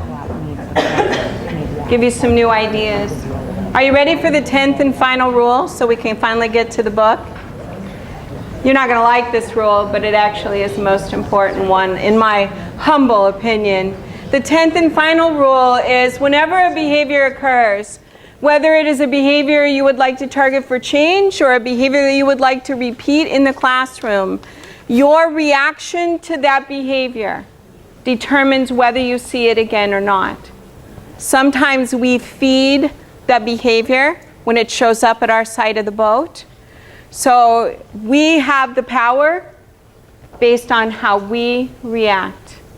And that's a hard one to hear, but we really have to think. So I tell people all the time, what we really need to learn how to do when a behavior happens, we need to learn to take a breath. A deep cleansing breath before we react. Because folks, any one of us can lose it. There isn't anybody immune to losing it, I promise you. And if we don't take that deep cleansing breath, when a kid makes the arm noises or burps the alphabet or flips us off, if we're having a bad day, we can catch ourselves saying something we regret. We can catch ourselves, acting in a way we would regret. So we've got to learn to take that deep cleansing breath before we say or do anything. So become more slow to react. And if we do and we think, why is this kid doing what they're doing? What are they trying to get, or what are they trying to get out of? And how can I proactively give them that on the front side of this behavior ever happening again? A lot of times we can stop it. So, are we ready to put our capes on? Yeah, all right, let's do it. All right, so do you like the 10 rules about behavior? Yes. It's a great foundation for what we're going to get into today. So I have lots of acronyms for CAPE. So the first 4 are connections. Those connections that we have with our kids really help us, those relationships, but I like to call them connections because it goes with the C. The A stands for affirmations. Remember Stuart Smalley? You're good enough, you're strong enough, and gosh darn it, those kids need you. Okay, and the P stands for positive praise. We're going to talk about what positive praise really is. And then the E stands for education, how we educate or teach the kids what it is that we're looking for. So we're going to go through that, through each letter. So the C stands for connections. Now there's lots of different connections that I want us to make when we're thinking about kids and behavior. How we react to kids who have behavior. So if you look on page 3, you will see a competing pathway chart. And when I was here last year, we learned how to fill out competing pathway charts. I love them because it forces us to create a multimodal plan, not just a one-step fix for a kid and their behavior. So this is a competing pathway chart that I have filled out. This was a young man. This is a real kid. I don't have to make up kids. I work with enough schools. I actually serve as an external coach for 150 schools in Kansas and Oklahoma who are PBIS. And I do all their external training on universal, targeted, and tier 3. And so I get lots of stories that I can share. This was a 7th grader who came in singing Pink's "I'm Gonna Start a Fight" into math class every day. He was only doing it in math class, no other class, but he would sing it. He would get all the kids off task by singing it, you know, and he actually had pretty good rhythm, to be honest, but he got lots of attention from the teacher for doing this. You stop that, you cut that out. So he got tons of attention from the adult and tons of attention from peers. So this is the behavior that we wanted to target for change. And this is what I think was the trigger, perceived lack of attention. And middle school kids tend to kind of like attention. And he was getting it. So the consequence that was paying off for him was the teacher was talking to him, the kids were paying attention to him, and it was working. So what I asked the teacher to do was to greet him at the door on the front side of class, give him a helping job in the class, and ask him to choose a class prize for a group contingency reward. The group contingency reward, we taught him how to help himself from fidgeting by giving him a piece of artificial grass bath mat. And we told him that if he held this, it would help him remember to not blurt out, and that if he could be quiet Monday through Thursday, on Friday we would let him perform Pink's "I'm Gonna Start a Fight," but we wanted him to change the words. This week we're learning about quadrilateral parallelograms. Can you take the tune? And so at the door in private, the teacher says to him out in the hallway, "You seem to have really good rhythm. I think you can do this. On Friday, can you take Pink's tune and can you make it all about quadrilateral parallelograms," or whatever she was teaching that week.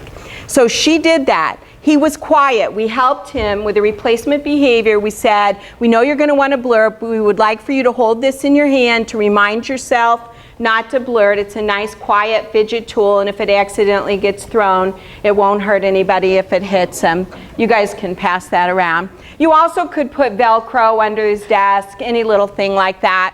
So he's taught this technique to keep from blurting. The group contingency group reward is all the kids get to hear him sing the song on Friday. Well, it ended up his song was so good that all the kids went out the door singing about quadrilateral parallelograms. She said, okay, next week we're going to be talking about isosceles triangles. You can take any tune you want and you can perform it on Friday. So she started working out this deal with him where he could perform on Friday. She said, Laura, he was so good, I wanted him to come to all my math classes and share his song on Friday. I can't pull him out of all of his classes, but she said it was really that good. So you can see how that little relationship that she set up with the kid, thinking about what's the relationship of what this kid is really trying to get, is actually feeding that behavior on the front side rather than the back side, all with her greeting him at the door.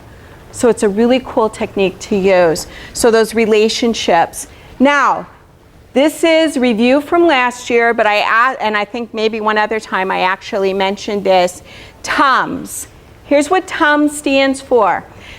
All Day and Pekrar found that, and this is a professor at Oklahoma State University that I work with on a $5 million grant down there. They found that if teachers greeted their students at the door, it increased on-task behavior from 45 to 72%. Greeting students at the door. That means disruptions go down 45 to 72%.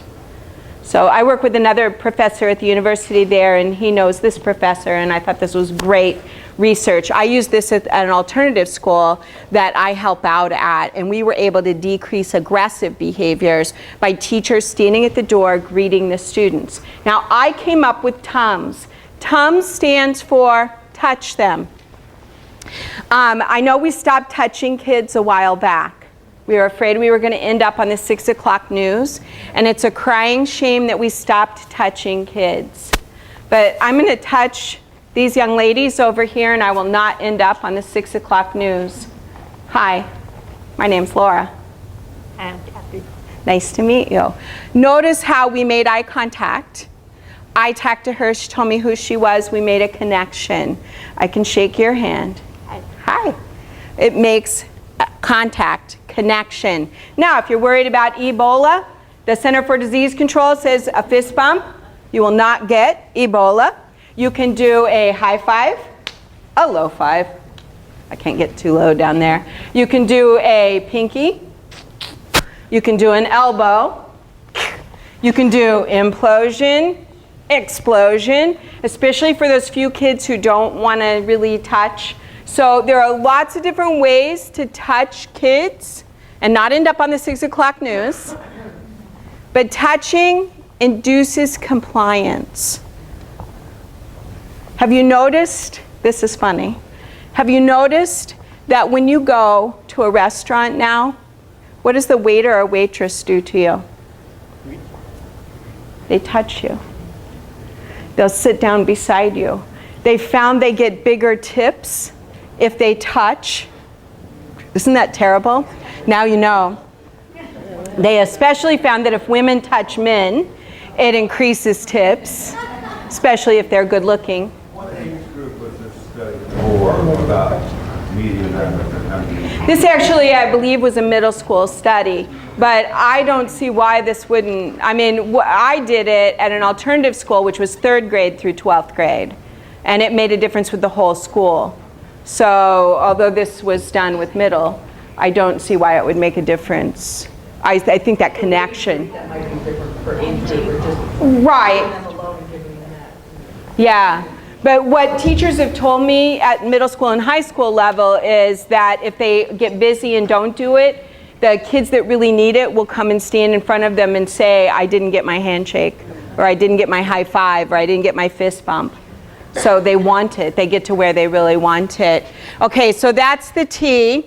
The U, okay, less disruption throughout the day. Sorry, I already saw that. I give you on the PowerPoint some more. A high five or an equivalent, in fact, enhances performance on the field or in the classroom. I mean, think about sports.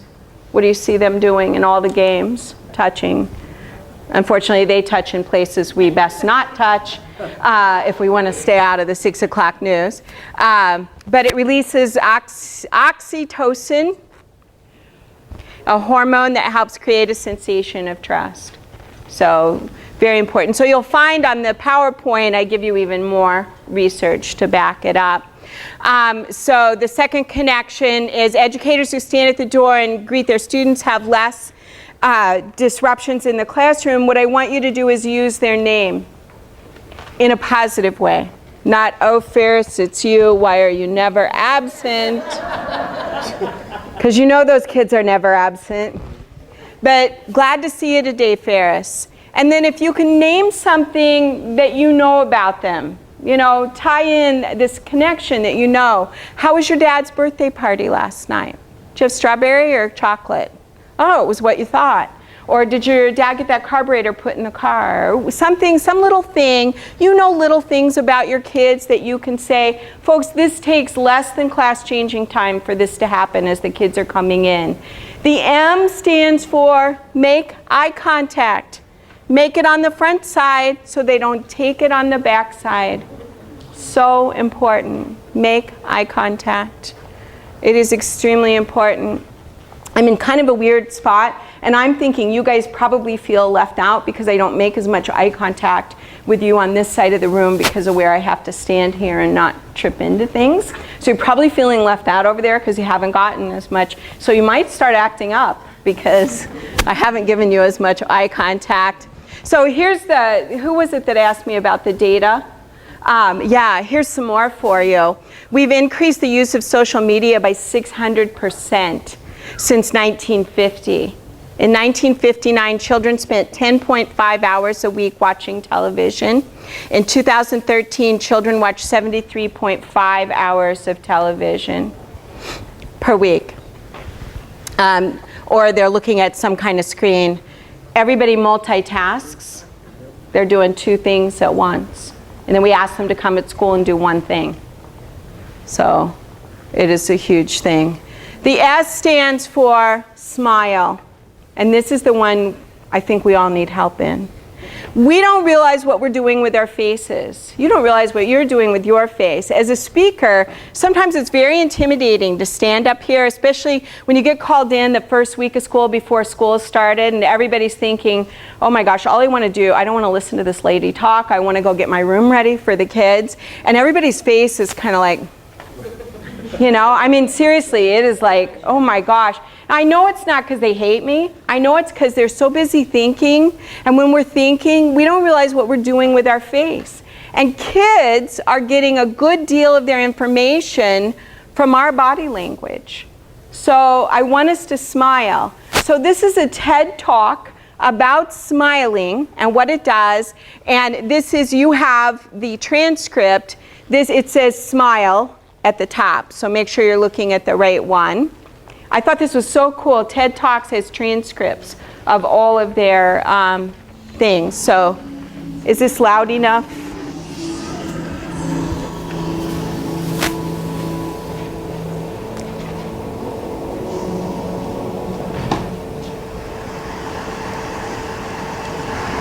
When I was a child, I always wanted to be a superhero. I wanted to save the world and then make everyone happy. But I knew that I need superpowers to make my dreams come true. I used to embark on this imaginary journey to find intergalactic objects from planet Krypton, which was a lot of fun but didn't need much at all. When I grew up and realized that science fiction was not a good source for superpowers, I decided instead to embark on a journey of real science to find a more useful truth. I started my journey in California with a UC Berkeley 30-year longitudinal study that examined the photos of students in an old yearbook and tried to measure their success and well-being throughout their life. By measuring the students' smiles, researchers were able to predict how fulfilling and long-lasting a subject's marriage will be, how well she would score in standardized tests of well-being, and how inspiring she would be to others. In another yearbook, I stumbled upon Barack Obama's picture. When I first saw his picture, I thought that his superpowers came from his super color. But now I know it was all in his smile. Another aha moment came from a 2010 Wayne State University research project that looked into pre-1950s baseball cards of major league players. The researchers found that the span of a player's smile could actually predict the span of his life. Players who didn't smile in their pictures lived an average of only 72.9 years, where players with beaming smiles lived an average of almost 80 years. The good news is that we're actually born smiling. Using 3D ultrasound technology, we can now see that developing babies appear to smile even in the womb. When they're born, babies continue to smile, initially mostly in their sleep, and even blind babies smile to the sound of the human voice. Smiling is one of the most basic biologically uniform expressions of all humans. In studies conducted in Papua New Guinea, Paul Ekman, the world's most renowned researcher on facial expression, found that even members of the Fori tribe, who were completely disconnected from Western culture and also known for their unusual cannibalism rituals, attributed smile to descriptions of situations the same way you and I would. So from Papua New Guinea to Hollywood, all the way to modern art in Beijing, we smile often and use smile to express joy and satisfaction. How many people here in this room smile more than 20 times per day? Raise your hand if you do. Oh, wow. Outside of this room, more than a third of us smile more than 20 times per day, whereas less than 14% of us smile less than 5. In fact, those with the most amazing superpowers are actually children, who smile as many as 400 times per day. Have you ever wondered why being around children who smile so frequently make you smile very often? A recent study at Uppsala University in Sweden found that it's very difficult to frown when looking at someone who smiles. You ask why? Because smiling is evolutionary contagious and it suppresses the control we usually have on our facial muscles. Mimicking a smile and experiencing it physically help us understand whether a smile is fake or real, so we can understand the emotional state of the smiler. In a recent mimicking study at the University of Clermont-Ferrand in France, subjects were asked to determine whether a smile was real or fake while holding a pencil in their mouth to repress smiling muscles. Without a pencil, subjects were excellent judges, but with a pencil in their mouth, when they could not mimic the smile they saw, their judgment was impaired. In addition to theorizing on evolution in the origin of species, Charles Darwin also wrote the facial feedback response theory. His theory states that the act of smiling itself actually makes us feel better, rather than smiling being merely a result of feeling good. In his study, Darwin actually cited the French neurologist Julien Duchamp, who used electric jolts to facial muscles to induce and stimulate smiles. Please don't try this at home.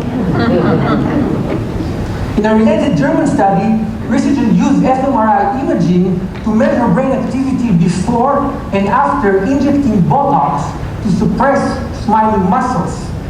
The findings supported Darwin's theory by showing that facial feedback modifies the neural processing of emotional content in the brain in a way that helps us feel better when we smile. Smiling stimulates our brain reward mechanism in a way that even chocolate, a well-regarded pleasure inducer, cannot match. British researchers found that one smile can generate the same level of brain stimulation as up to 2,000 bars of chocolate. Wait, the same study found that smiling is as stimulating as receiving up to 16,000 pounds sterling in cash. That's like 25 grand a month. It's not bad. And think about it this way. 25,000 times 400. Quite a few kids out there feel like Mark Zuckerberg every day. And unlike lots of chocolate, lots of smiling can actually make you healthier. Smiling can help reduce the level of stress-enhancing hormones like cortisol, adrenaline, and dopamine, increase the level of mood-enhancing hormones like endorphin, and reduce overall blood pressure. And if that's not enough, smiling can actually make you look good in the eyes of others. A recent study at Penn State University found that when you smile, you don't only appear to be more likable and courteous, but you actually appear to be more competent. So whenever you want to look great and competent, reduce your stress, or improve your marriage, or feel as if you just had a whole stack of high-quality chocolate without incurring the caloric cost, or if you found 25 grand in a pocket of an old jacket you haven't worn for ages, or whenever you want to tap into a superpower that will help you and everyone around you live a longer, healthier, happier life. Smile.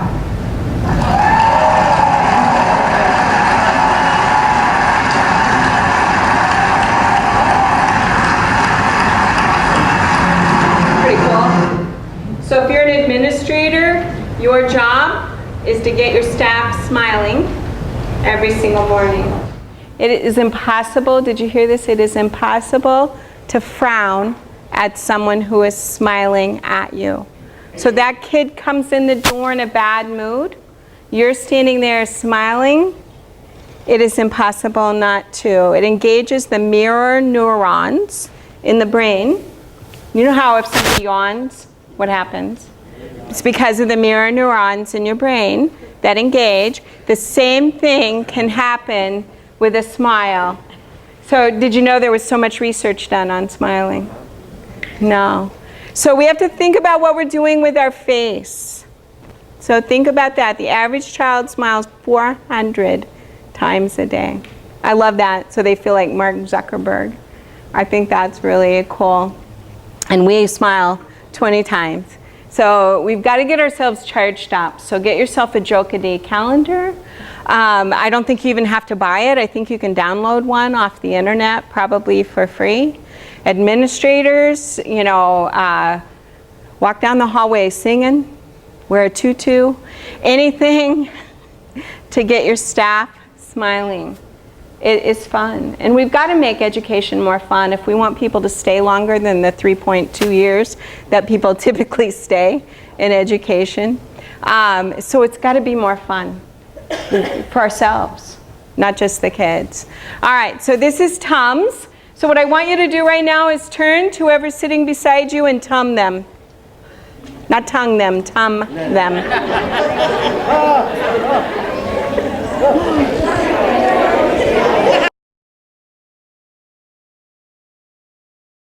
The people are asking, where did you get the artificial grass bath mat that I'm passing around?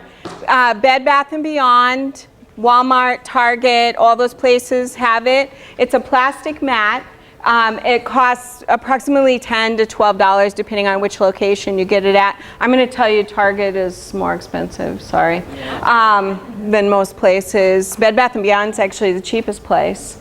And I can cut one mat into 72 2-inch by 2-inch squares, which is a good size for the kids. I cut this one bigger because I wanted you guys to have it. So, but for kids, I cut it in 2-inch by 2-inch squares. So 3 teachers could easily share a bath mat and give them to the kids. And it just makes a really nice fidget. I have adults that don't want to give it up. I used to have 72 of those, and I have like 20 pieces left. I need to buy a new one and get it cut up because they walk out the door. They like it so much. And if you throw it out at a stressful meeting, I'm going to tell you people will pick it up and play with it during the meeting, and it's kind of a nice thing to have with adults.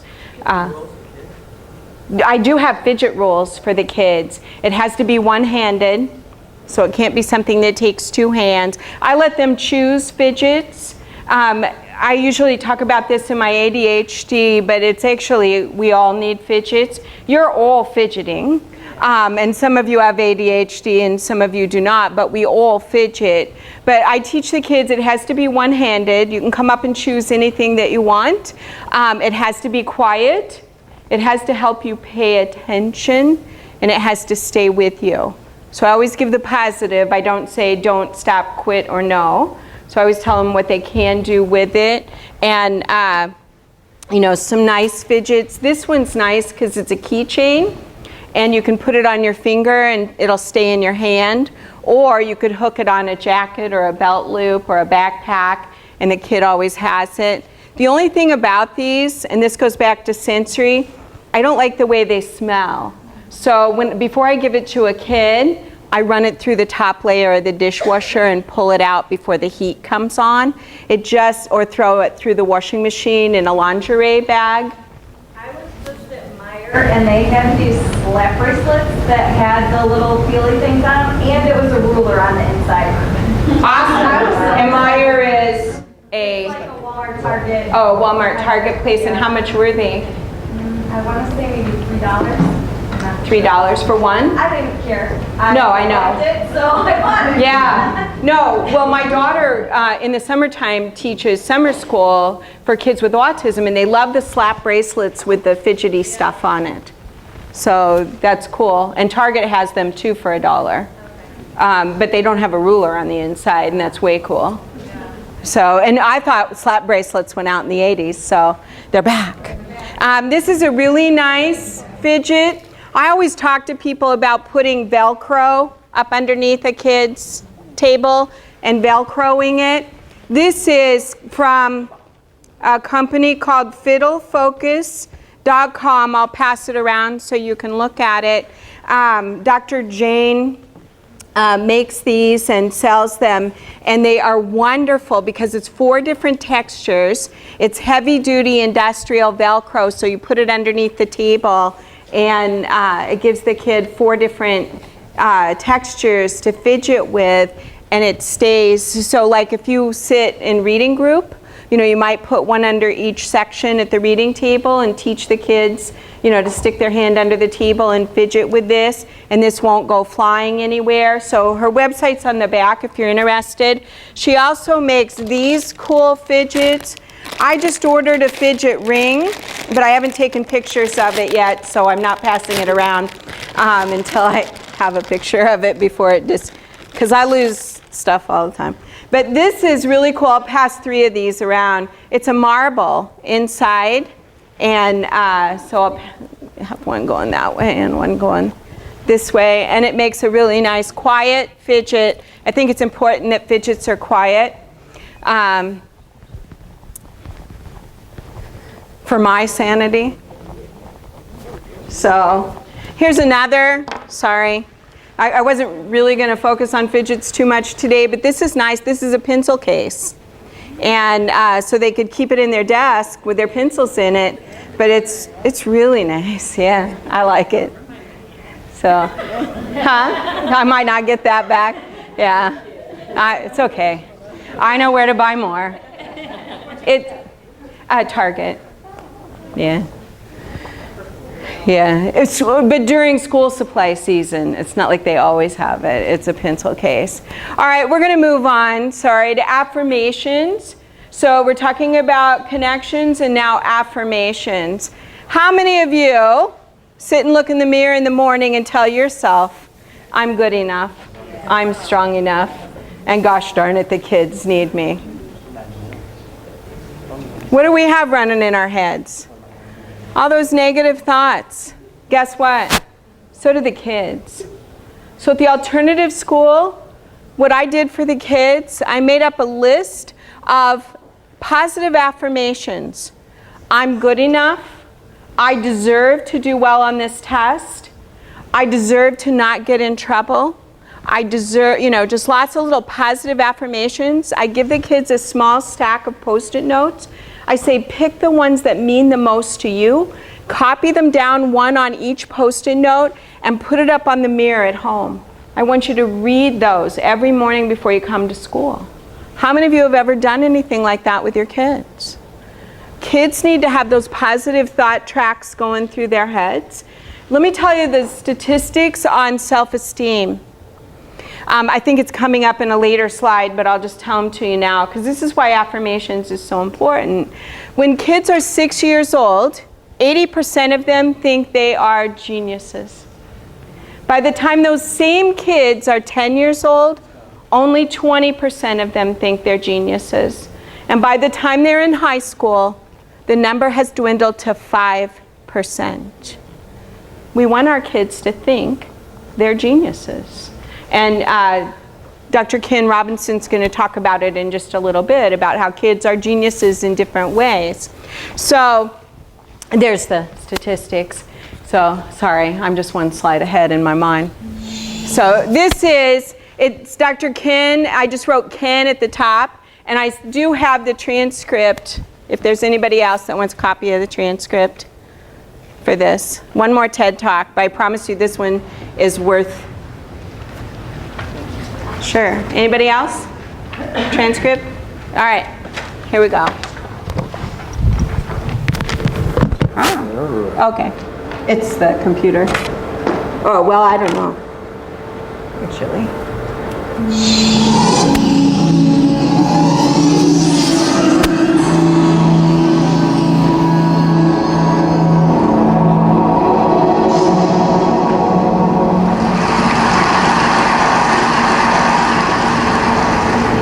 Good morning. How are you? It's been great, hasn't it? I've been blown away by the whole thing. In fact, I'm leaving.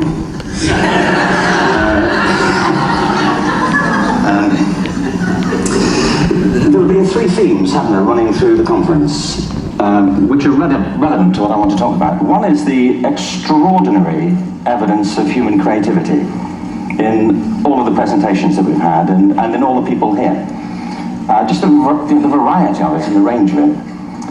The second is that it's put us in a place where we have no idea what's going to happen in terms of the future. No idea how this may play out.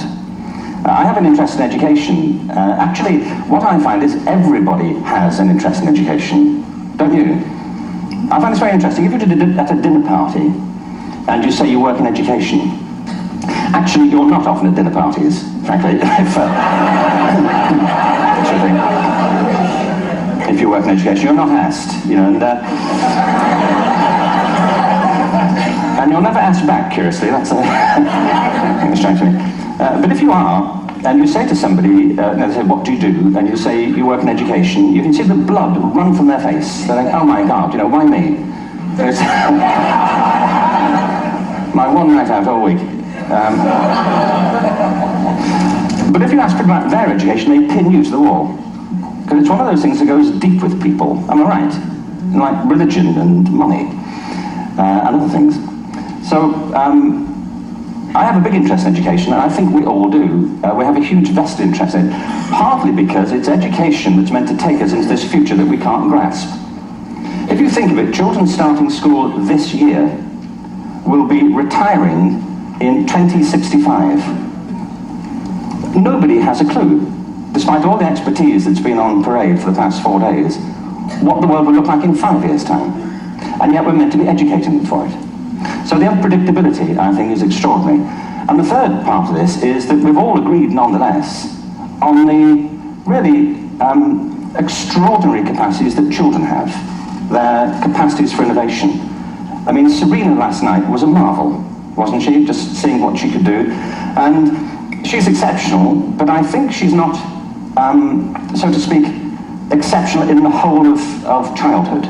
What you have there is a person of extraordinary dedication who found a talent.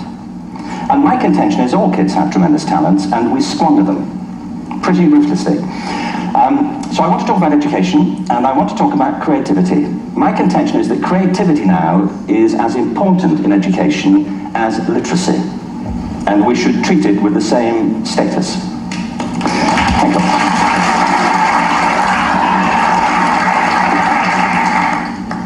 That was it. Thank you very much. So, 15 minutes left. Well, I was born. No,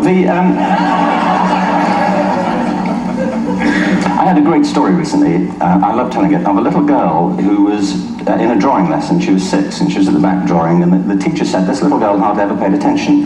And in this drawing lesson, she did. And the teacher was fascinated. She went over to her and she said, "What are you drawing?" And the girl said, "I'm drawing a picture of God." And the teacher said, "But nobody knows what God looks like." And the girl said, "They will in a minute."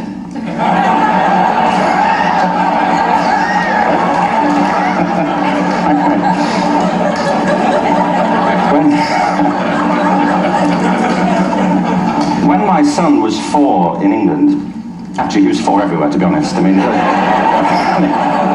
for being strict about it, wherever he went, he was 4 that year. But he was in the Nativity play. Do you remember the story? No, it's big. It's a big story. Mel Gibson did the sequel, you may have seen it. It was Nativity 2. But James got the part of Joseph, which we were thrilled about. We consider this to be one of the lead parts. We had the place crammed full of agents and t-shirts, you know. James Robinson is Joseph. He didn't have to speak, but you know the bit where the three kings come in? They come in bearing gifts, and they bring gold, frankincense, and myrrh. This really happened. We're sitting there, and they, I think, just went out of sequence. Because we talked to the little boy afterwards and said, you know, are you okay with that? And they said, yeah, why was that wrong? They just switched, didn't it? That was it. Anyway, the three boys came in, little 4-year-olds with tea towels on their heads, and they put these boxes down. The first boy said, I bring you gold. And the second boy said, I bring you myrrh.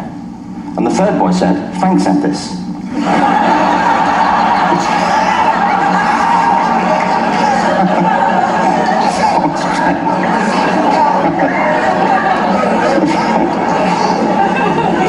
What these things have in common is that kids will take a chance.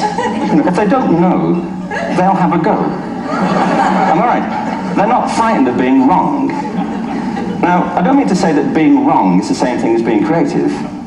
What we do know is, if you're not prepared to be wrong, you will never come up with anything original.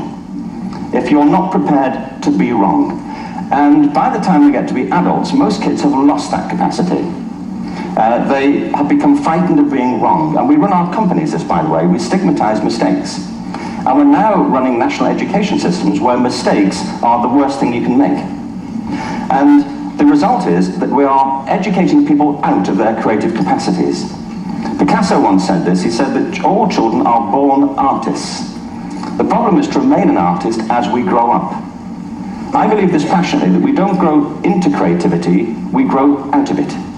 Or rather, we get educated out of it. So why is this? I lived in Stratford-on-Avon until about 5 years ago. In fact, we moved from Stratford to Los Angeles. So you can imagine what a seamless transition, you know, this was from LA. Actually, we lived in a place called Snitterfield, just outside Stratford, which is where Shakespeare's father was born.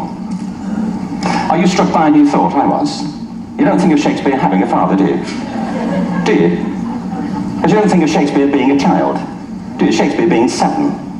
I never thought of it. I mean, he was 7 at some point. He was in somebody's English class, wasn't he?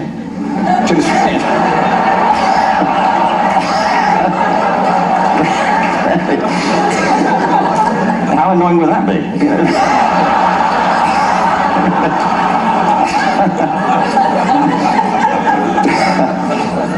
Must try harder. Being sent to bed by his dad, go to Shakespeare, go to bed now, you know, to William Shakespeare, and put the pencil down, you know, and stop speaking like that. You know, it's confusing everybody.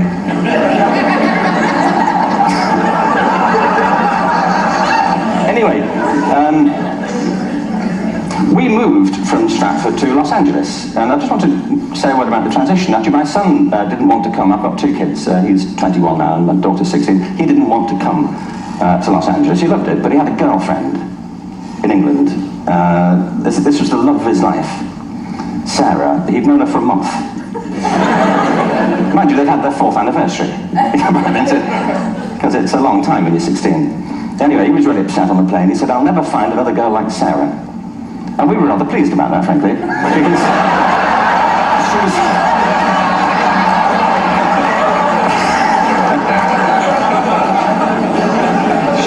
she was the main reason we were leaving the country.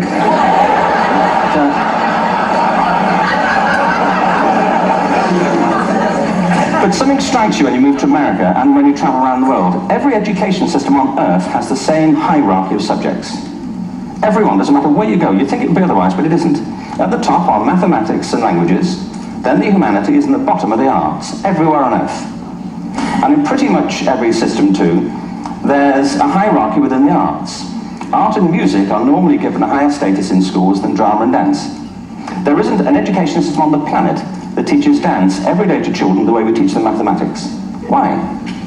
Why not? I think this is rather important. I think maths is very important, but so is dance. Children dance all the time if they're allowed to. We all do. We all have bodies, don't we? You know, did I miss a meeting? I mean, I think... Truthfully, what happens is, as children grow up, we start to educate them progressively from the waist up. And then we focus on their heads, and slightly to one side. If you were to visit education as an alien and say, what's it for, public education, I think you'd have to conclude, if you look at the output, who really succeeds by this, who does everything they should, who gets all the brownie points, who are the winners, I think you'd have to conclude the whole purpose of public education throughout the world is to produce university professors, isn't it? They're the people who come out the top, and I used to be one, so there, But, and I like university professors, but we shouldn't hold them up as the high watermark of all human achievement. They're just a form of life, another form of life. But they're rather curious, and I say this out of affection for them. There's something curious about professors. In my experience, not all of them, but typically, they live in their heads. They live up there, and slightly to one side. They're disembodied, in a kind of literal way. They look upon their body as a form of transport for their heads. It's... Don't they? It's a way of getting their head to meetings.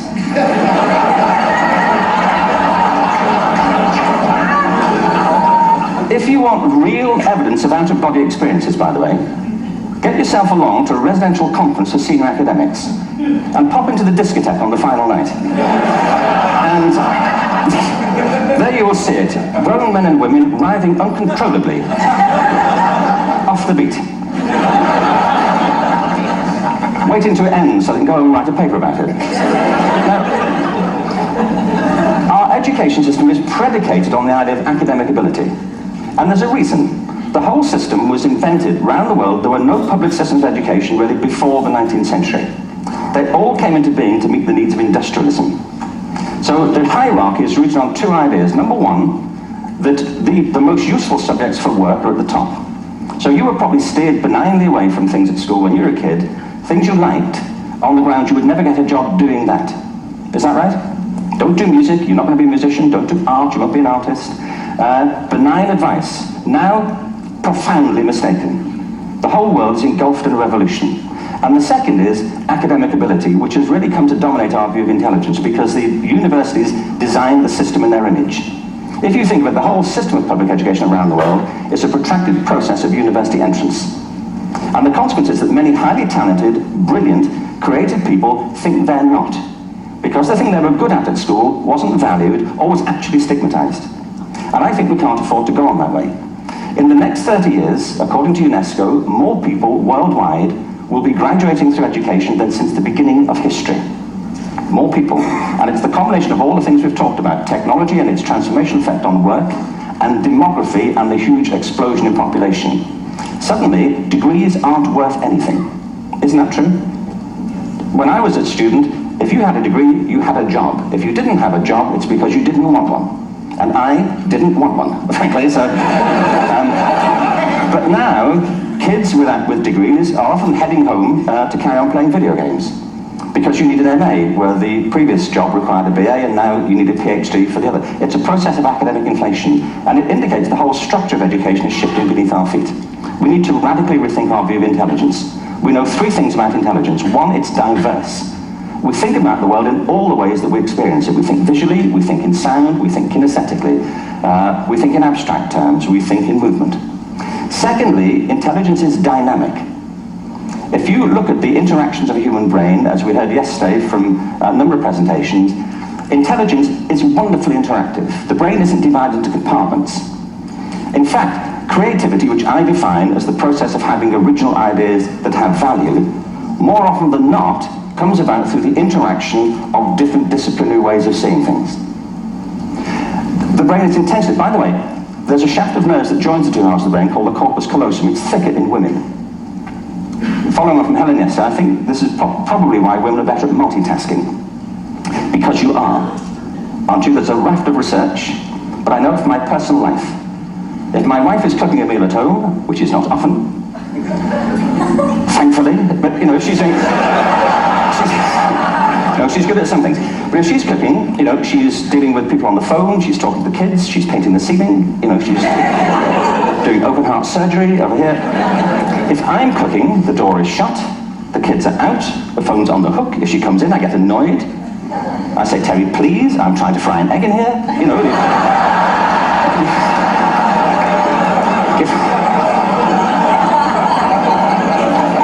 Greg? Actually, there was do you know that old philosophical thing? If a tree falls in a forest and nobody hears it, did it happen? Remember that old chestnut? I saw a great T-shirt really recently which said, if a man speaks his mind in a forest and no woman hears him, is he still wrong?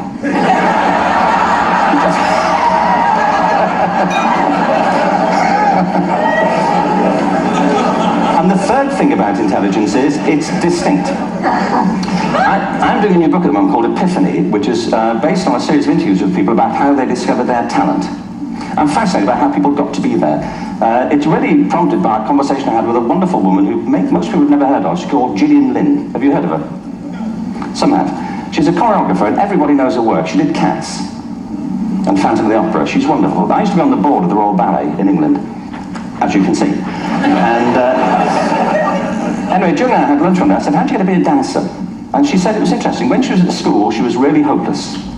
And the school in the 30s wrote to her parents and said, we think Gillian has a learning disorder. She couldn't concentrate, she was fidgeting. I think now they'd say she had ADHD. Wouldn't you? But this was the 1930s and ADHD hadn't been invented, at this point, so it wasn't a available condition.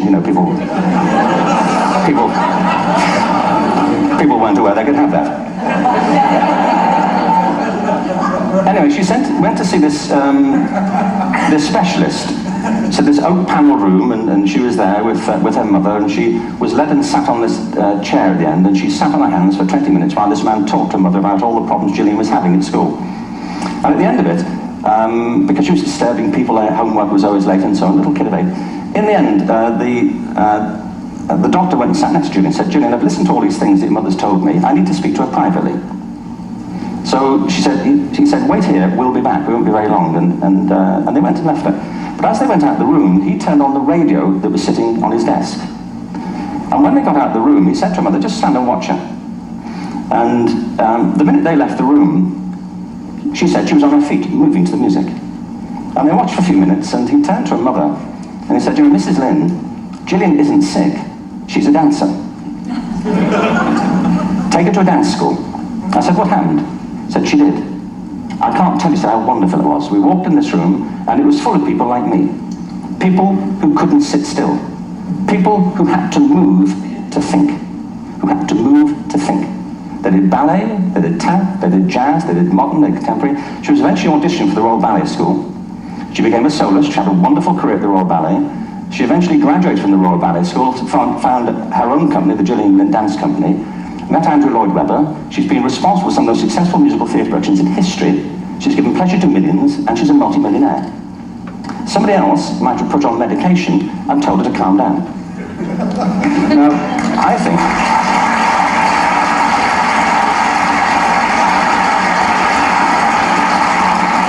What I think it comes to is this. Al Gore spoke the other night about ecology and the revolution that was triggered by Rachel Carson. I believe our only hope for the future is to adopt a new conception of human ecology, one in which we start to reconstitute our conception of the richness of human capacity. Our education system has mined our minds in the way that we strip mine the earth for a particular commodity, and for the future it won't serve us. We have to rethink the fundamental principles on which we're educating our children. There was a wonderful quote by Jonas Salk who said, if all the insects were to disappear from the earth, within 50 years, all life on earth would end. If all human beings disappeared from the earth, within 50 years, all forms of life would flourish. And he's right. What TED celebrates is the gift of the human imagination. We have to be careful now that we use this gift wisely and that we avert some of the scenarios that we've talked about. And the only way we'll do it is by seeing our creative capacities for the richness they are and seeing our children for the hope that they are. And our task is to educate their whole being so they can face this future. By the way, we may not see this future, but they will. And our job is to help them make something of it. Thank you very much. Real quick, and then I'll let you dance to go get your lunch. My point is that so often we have kids who will have behaviors and they will use their disability as the excuse for the behavior that they're having. And here's what I say to kids. Every disability comes with a gift. I have ADHD. The gift of ADHD is I have 3 train tracks in my head. And there is a gift that comes with every single disability. Your job is to find your gift. And I think that's what we have to help kids see, that they have gifts and they just need to build on their gifts. I can have 3 different forms of thoughts going on in my head at one time, and one of them's a grocery list, but I'm still talking at the same time. And so I help kids see. The only book I haven't found is The Gift of Oppositional Defiant Disorder, but I think it would be a very good book.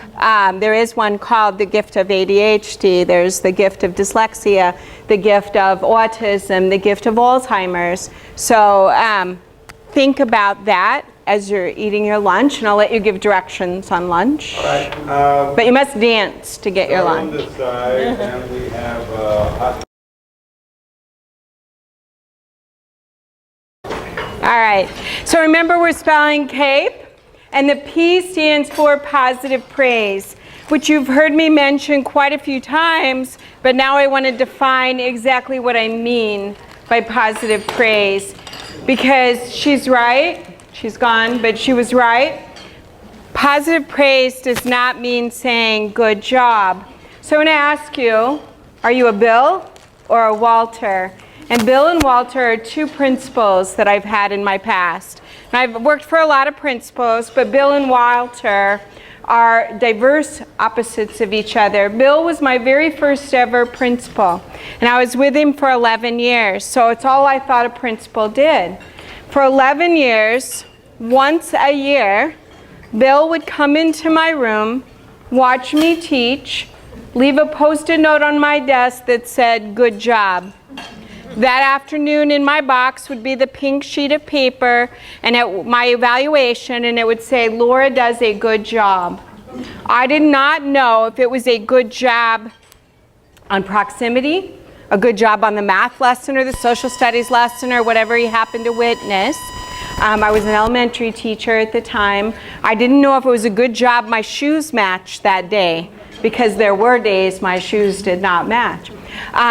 They were the same shoe but just different colors, and so it felt right to me in the dark. I had no idea. And then I moved to North Carolina, and I had Walter Bunn, and that's his real name, and I tell his real name because it's a true story and it's a good story.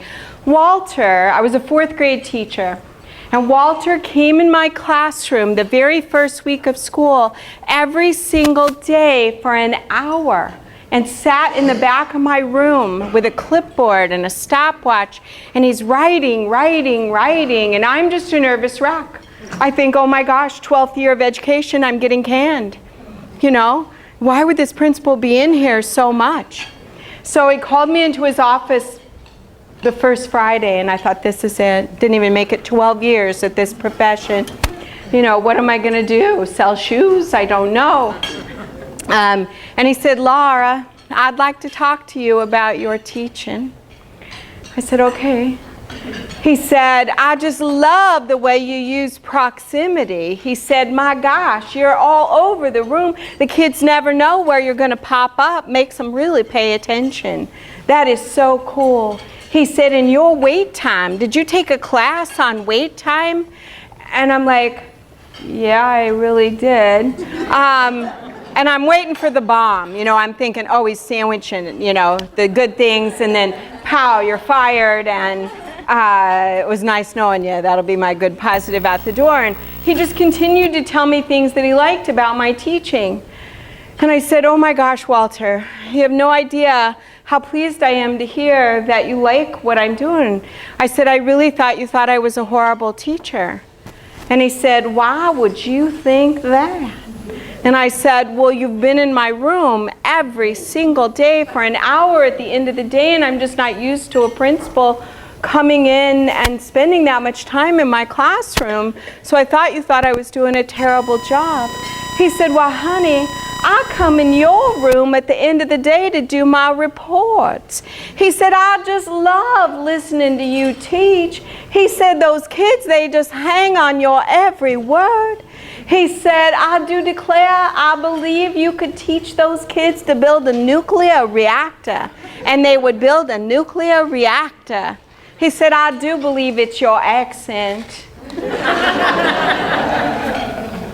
I ended up loving Walter because Walter gave me very specific praise.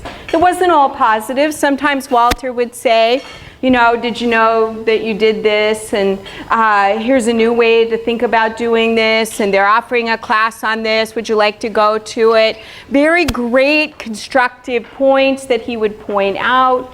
Things that I thought made sense to me, but very specific praise. So I want you to think about yourself. Are you a Walter or are you a Bill with the kids? Because good job means nothing.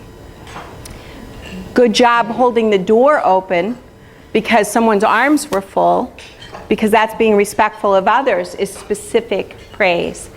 And it's hard because we all have a bad habit of saying good job, good job, good job. Some of my favorite mentors have told me that I did a good job after they asked me to present. And I unfortunately embarrassed myself in front of one of my favorite mentors one time. I said, specifically, good job with what? And he was like, it just was really good. You know, he couldn't give me a specific, I put him on the spot. But I personally want to know specifically. And kids, I think, are the same way. So we need to make sure that if you're a PBIS school, when you give a gotcha, you say, this is what the whole reason between, I think sometimes people think gotchas are bad because they think it's just randomly passing out good job, good job, good job to kids. But the whole reason we ever invented a piece of paper that said good job was so that the adults would say behavior-specific praise. Good job being quiet in the hallway, that's respecting other people's learning. Good job picking up trash off the floor, that's respecting the environment. That was the whole reason behind the little slips of paper, that it would force us to give the behavior-specific praise. So you've got to think about how can you give behavior-specific praise to the students that you work with. And I want to show you something that I did. Every single day, every single kid, whoops, I didn't get it out. Every single day, every single kid that I worked with at the elementary level went home with a love note. It was a little Post-it note, a little slip of paper that said, every night, the night before, I would sit and write them out. Johnny, Billy, Susie, Freddie, you know, every kid's name on a Post-it note. I would write, I love the way you. I would leave a blank space, and then I would sign it, Love, Miss Riffle. During the day, I would walk around writing something that I saw them do, something specific for each kid. I love the way you picked up the crayon when it rolled off Susie's desk and handed it back to her. I love the way you helped Billy down to the nurse when he fell and scraped his knee. Something specific. I promise you, every single kid, every single day, does something positive. So at the end of the day, every single kid at elementary level went home with a love note, no matter how long you had me. At the secondary level, I did 5 kids an hour, so that on Friday I had, because you only have the kids for 50, 55 minutes, there's no way you can give out 25, you wouldn't teach. You would just be writing, writing, writing. So I would do 5 kids a day. So while I was standing in the hallway watching, you know, patrolling the hallway, I would fill out the 5 from the hour before. And one of my teachers that I work with in Oklahoma came up with this idea to help her. She has to do 6 kids an hour, but she just took a notebook and put Post-it notes on each page with the kids' names so that she knows who she needs to focus on that day. And while she's standing out in the hallway, she can write her gotcha notes, or her, I called them love notes. I've always been known for my love notes. I gave my kids love notes. You never knew where it was going to pop up. Love notes actually came back to haunt me a couple of times. One, I give my husband love notes, and I like to hide his. I like for him to really be surprised. Like, I like to wad one up in his pillow when I'm gone, so that when he lays his head down, it like crinkles and bothers him, and he has to look in his pillowcase and find his love note. And one time, I thought, well, this will be fun. He likes to take his lunch every day Well, that's all we can afford. He has to take his lunch every day. But he liked to crack walnuts. So I very carefully cracked open walnuts, and it took like 10 of them before I finally got one to crack perfect. Took the meat out of it, wrote a love note out, put the love note inside the walnut, super glued it back together, and put it in his lunch. And that night when I picked him up, I mean, he had a very bad frown on his face. He was scowling. Everyone was kind of razzing him about something. Hey, Riff, love the way you took that prisoner down. My husband was a warden. So he got in the car and he said, don't ever put love notes in my lunch again. And I said, why? I like putting love notes in your lunch. He said, I didn't know there was one in there. I looked. And I gave my lunch away today, and Ralph opened it, and it wasn't a bad love note. It was something like, I love the way you pitched in and gave the kids a bath last night, or something along those lines. Anyway, so everyone, you can imagine, at a prison was teasing him. Another time it came back to bite me was I had a brand new student move in. And his name was Cameron, and Cameron, Mom would later find out, she didn't know in kindergarten, I knew, but Mom wasn't ready to hear it yet, but Cameron had Asperger's syndrome. The very first day that he was in my class, he came up to me and he said, I'm going to be a herpetologist when I grow up. After I looked up what herpetologist was, I knew what Cameron would be when he grew up, a herpetologist, and I also knew that he most likely had Asperger's syndrome, and it did indeed come to fruition later on. But after about a week of receiving love notes, she came up to me after school one day and she said, you know, for a while I thought Cameron was the most wonderful kid in the whole wide world because these little notes were coming home. She said, but then I found out you did it for everybody. And that just crushed me. Why does it matter that I do it for everybody? Because they don't say, good job, good job, good job. It's something specific for each kid. So all of a sudden I realized Cameron needs some extra TLC, because obviously, because it's a mom's job to believe that your kid is the most wonderful kid in the whole wide world. That's what you're supposed to do. I mean, we're supposed to make fun of you in the staff lounge for that, but that's what you are supposed to do. You are supposed to believe that your child is the most wonderful. But I'm going to tell you the time it came back and really touched me. I looped with a group of children. I was their teacher for 3 years. I had a child, I had him in kindergarten, I had him for 3rd grade, and then I had him for 4th grade. His name was Sean. And Sean had LD. He had ADHD, non-medicated, and his parents were going through a nasty, nasty divorce. When I was not his teacher, he took off his shoe, threw it, and hit the music teacher upside the head. No matter what, every single day, Sean went home with a love note. I promise you, every single kid does something good every single day. In 2006, Sean's group graduated from high school.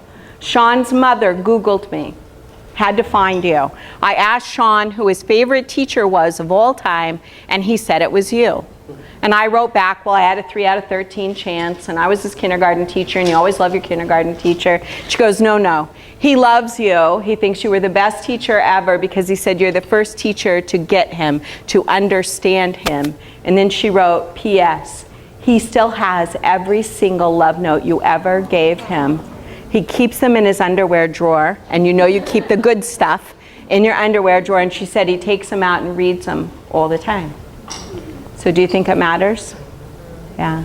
The kids, even if you only do it once a month, I promise you, do it. I want to show you something. One of my teachers in Oklahoma decided to do it. She thought it was hokey. She didn't think it would matter to the kids. Ended up, the kids loved it. And this picture, 2 of her, she teaches 6th grade, and girls can be kind of mean in the 6th grade. 2 of her meanest little girls, kind of, head spinning. 2 of her meanest little girls, after about a month of getting love notes every day, this is a K through 6 school, so they're with the same teacher all day, said, can we stay after school today? We want to do something. And she said, yeah. And they said, we want to be alone in the room. And she's like, okay. So she lets them. And they come out about 20 minutes later, kind of giggling and arm in arm, and she goes back in the room, and the little girls had written a love note for every kid in the class and one for the teacher, and put on the teacher's desk, and had put those out. And it was something specific for every kid. But they were nice stuff? They were nice. It was all nice. She said, before I was going to let those kids come in the next morning, she said, I went and opened every note, and every one of them was nice and positive. And she said, it's just so changed my kids.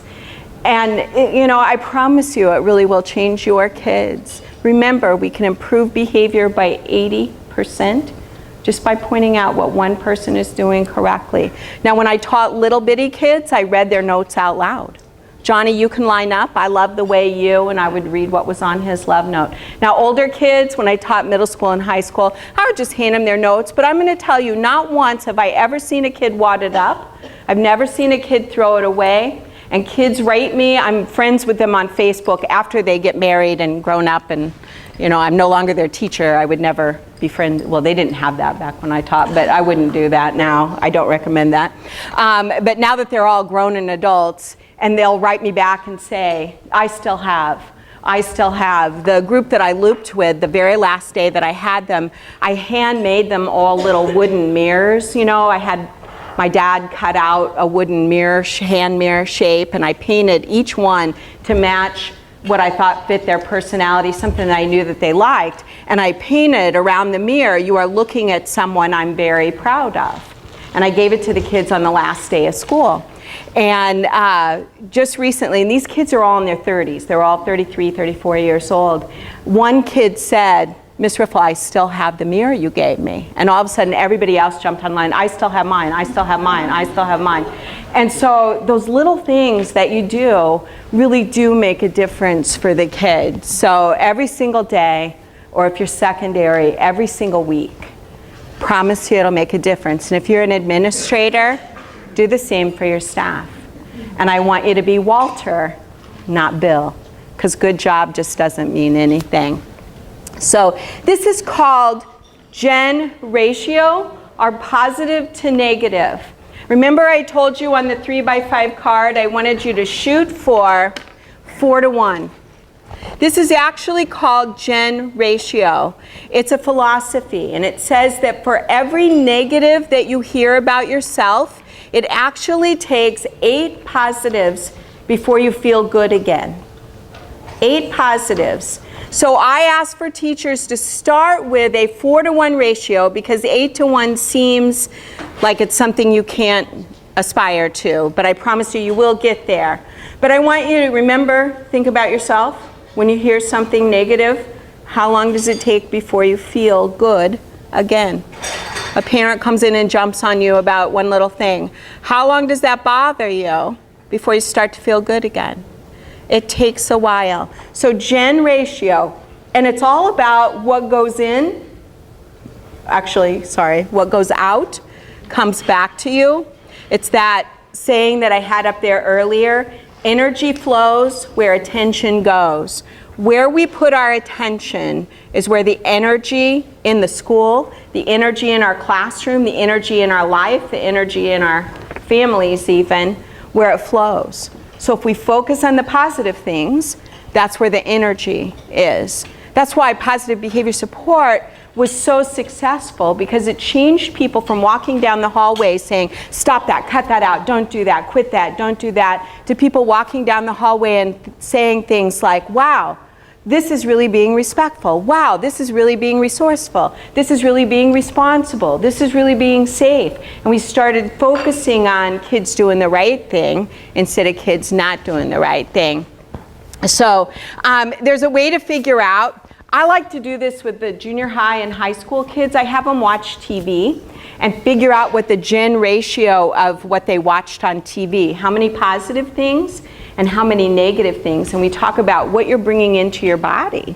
All the negative that you're bringing in when you sit and watch television. That energy, that negative energy. And it's really made a difference for the kids. There's a program that you can join called Mathalicious if you teach math. And it's 3rd grade through 12th grade, and it's a cool math programs, and you can decide how much you want to spend to pay for this program. So since I don't really teach, I chose to pay them $10 a month, and they accepted that as payment to be able to use their program. And they have a really cool gen ratio math lesson that you might take a look at. And actually, if you type in gen ratio on YouTube, there's some cool things on there. But it's something to talk to kids about how much negative you bring in.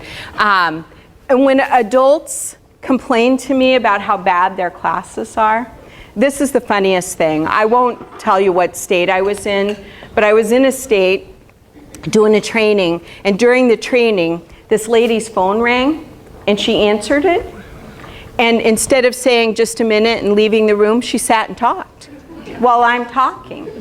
And it wasn't about some kid swinging from the, it wasn't like she was a principal and some kid was swinging from the chandeliers and, she really needed to help. She was talking about what movie she saw that weekend and where she was going to go to dinner. And I'm trying everything that I know how to do. I mean, I'm using proximity. I continue trying to teach everybody else, and I go stand by her. She doesn't get the message. I tap her chair leg twice, because I'd always worked with my kids, 2 taps of the chair leg, and they'd be like, oh yeah, I forgot, she's there. That didn't work. So finally I said, you guys, I think we need a break. And I took my microphone off and I said, look, if you're going to take a phone call, you've got to take it out in the hallway. I'm sorry, I've tried to give you a message here, but you're bothering everyone around and I can't continue with you doing this. And she acted all huffy and she went out in the hallway and stayed out there for quite a while.